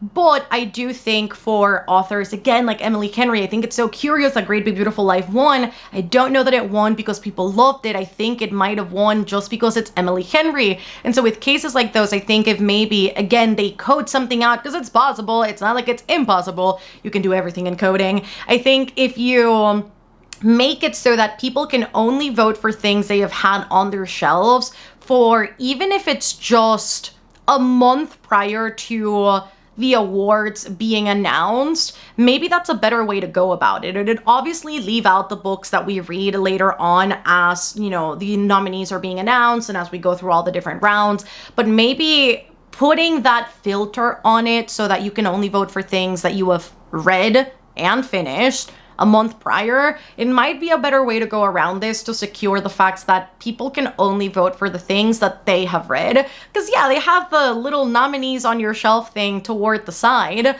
but that really does nothing because people are just gonna vote for whatever the hell they want, having read it or not. Another thing I think can be put into question is the Romantasy category. I know everybody's gonna have different opinions about this. I want to hear you guys in the comments. Do you guys think that the Romantasy category should exist? I don't know that the Romantasy tag is doing what publishing and people want it to do. I think what this does is essentially tell the consumer that unless books reside in this very specific shelf, in this very specific table, under this very specific genre, then they don't have a place on the shelf and they are not going to sell. I think it's specifically interesting given that Romantasy is primarily women, female-presenting individuals that are publishing books that have some sort of romantic aspect to their books. A Witch's Guide to Magical Innkeeping, which I finished for this video, is not a romantasy. That is not even close to being what a romantasy is within their own parameters. So the fact that that book is there tells me more than enough about what is happening with this genre in this category specifically. I think it's more a backhanded thing to say. I think it's a little backwards to say, you know what, if we put you in the fantasy category, then you stand no chance against all of these different authors, which are also primarily men. So we have to give you your own section for you to be able to exist and find some form of success. I personally don't think that's the way to go about it. I think it's very backwards. I think it's regressing a little bit. Again, either you have this separated space or you don't get any at all. And I can't say that I particularly like it. And I can't say that I particularly like it because all of these different books, if I go into the romantasy category, which I don't know, okay, yes, at this point it's gonna show me everything. At this point, if I look at this entire thing, a lot of these books are just fantasy books. Onyx Storm, even though I didn't like the Empyrean series, it definitely can't just be categorized as a fantasy. Same with Alchemized, same with The Knight and the Moth. Maid can just be slapped on romance. Field of Sparrows, A Witch's Guide to Magical Innkeeping, Accomplice to the Villain, Emily Wilde, Wild Reverence by Rebecca Ross, like all of these different books I think can just exist in the fantasy category. Immortal by Su Lin Tan, I just don't know that they need to have their own separate space. And I think one of my patrons made a great point when we were talking about this, because I made a reaction stream to the final voting round on Patreon, and we were talking about the fantasy genre specifically, and we go into so many of these different books that also have different subgenres. You look at Brigands and Bread Knives, which is quite literally a cozy fantasy. You look at The River Has Roots, which is more of like a fairy tale retelling. Watermoon, which is more magical realism. We have books within the fantasy genre that are subgenres of this bigger umbrella and that don't necessarily adhere to this high fantasy ideal. So if that is the case, then why do we have to separate romantasy into something else? I don't think it's the right way to go about it. I know some people would disagree with me. That's just my perspective. That's why earlier when I mentioned, like, I don't think these books need to be here, it's not that I don't think they should be nominated at all, but it's because I think that they don't need a whole separate category. And I just don't know that it's the right messaging to say, again, either you exist in this space or you don't get the popularity, you don't get the sales, you don't get the promotion, you don't get the attention as much or at all. So that's kind of my take on this whole Goodreads Choice Awards business. I think it's always very fun to see what gets nominated every year and seeing everybody kind of come together. I think especially after a time where YouTube was so together, you know, during the pandemic, and everybody was kind of making content together in sprints, and we were banding up to kind of make similar types of content that kind of spread so much togetherness at the time. I think it's always very fun for this time of year to roll around to see everybody's takes on the Goodreads Choice Awards, see what they read, see what they thought about it. Again, I think it's always very fun to do so. Again, things that they need to work out, things that need to potentially be fixed for future instances that they decide to do the Goodreads Choice Awards. Will they ever? I think if their website is anything to go by, because they don't give a fuck about renewing this thing and optimizing it for the website to actually work the way that it should, I don't think there's any hope, but a girl can still kind of hope. So I hope you guys enjoyed this video. It's definitely different to what I typically make, but I hope you guys enjoyed this one. If you did, give it a thumbs up down below. Let a girl know if you want to see more vlogs like these that, you know, might take a little bit longer, that are more ambitious in the TBR that I make within them. I honestly really had a great time making this. So again, I'm plotting for 2026. I'm really excited that I did this and that I stuck it out and that we saw it to the end. So again, give this video a thumbs up if you enjoyed it. Comment down below if you have read any of the nominees. What did you think about them? Did you like them? Did you dislike them? What do you think about this whole Goodreads Choice Awards business? And what do you think they can do better for perhaps next year or future instances? I would love to know all of that down in the comments. If you reach the very end of the video, let us leave some trophy emojis for, obviously, the Goodreads Choice Awards. I feel like it's the best emoji to put by the end. So make sure to leave that down below if you reach this point of the video. Subscribe if you haven't done so already for more content like this. And if you ever want to support the channel further, I do have a Patreon. It is always linked down below. My patrons got to see this early early. They got to see sneak peeks about this. They knew what I was reading before anybody else. So if you want to be privy to things like those, streams, and just having a lot of fun together with book clubs and Discord and the likes, again, it's a great way to support the channel further, make sure that this can continue to occur and be a sustainable endeavor. So it's always linked down below. Again, thank you so much to Book of the Month for sponsoring today's video. Don't forget that you can click the link at the top of the description and use the code HOLLY to get your first book for $5 plus a free hat. So that is the perfect thing to gift yourself this holiday season. And again, they have a lot of the nominees. If you want to get a hold of any of them, this might be the perfect way to do it. So there's that. I love you guys so much. Happy December, because we have just started out the month. There are many exciting things happening, and I can't wait to put out all the videos, because I'm definitely planning quite a bit of videos for this month. Not as much as Bookmas, but quite a bit more than I would typically put up. So can't wait to share those with you later on, and I will see you on the next one. Goodbye, Cs.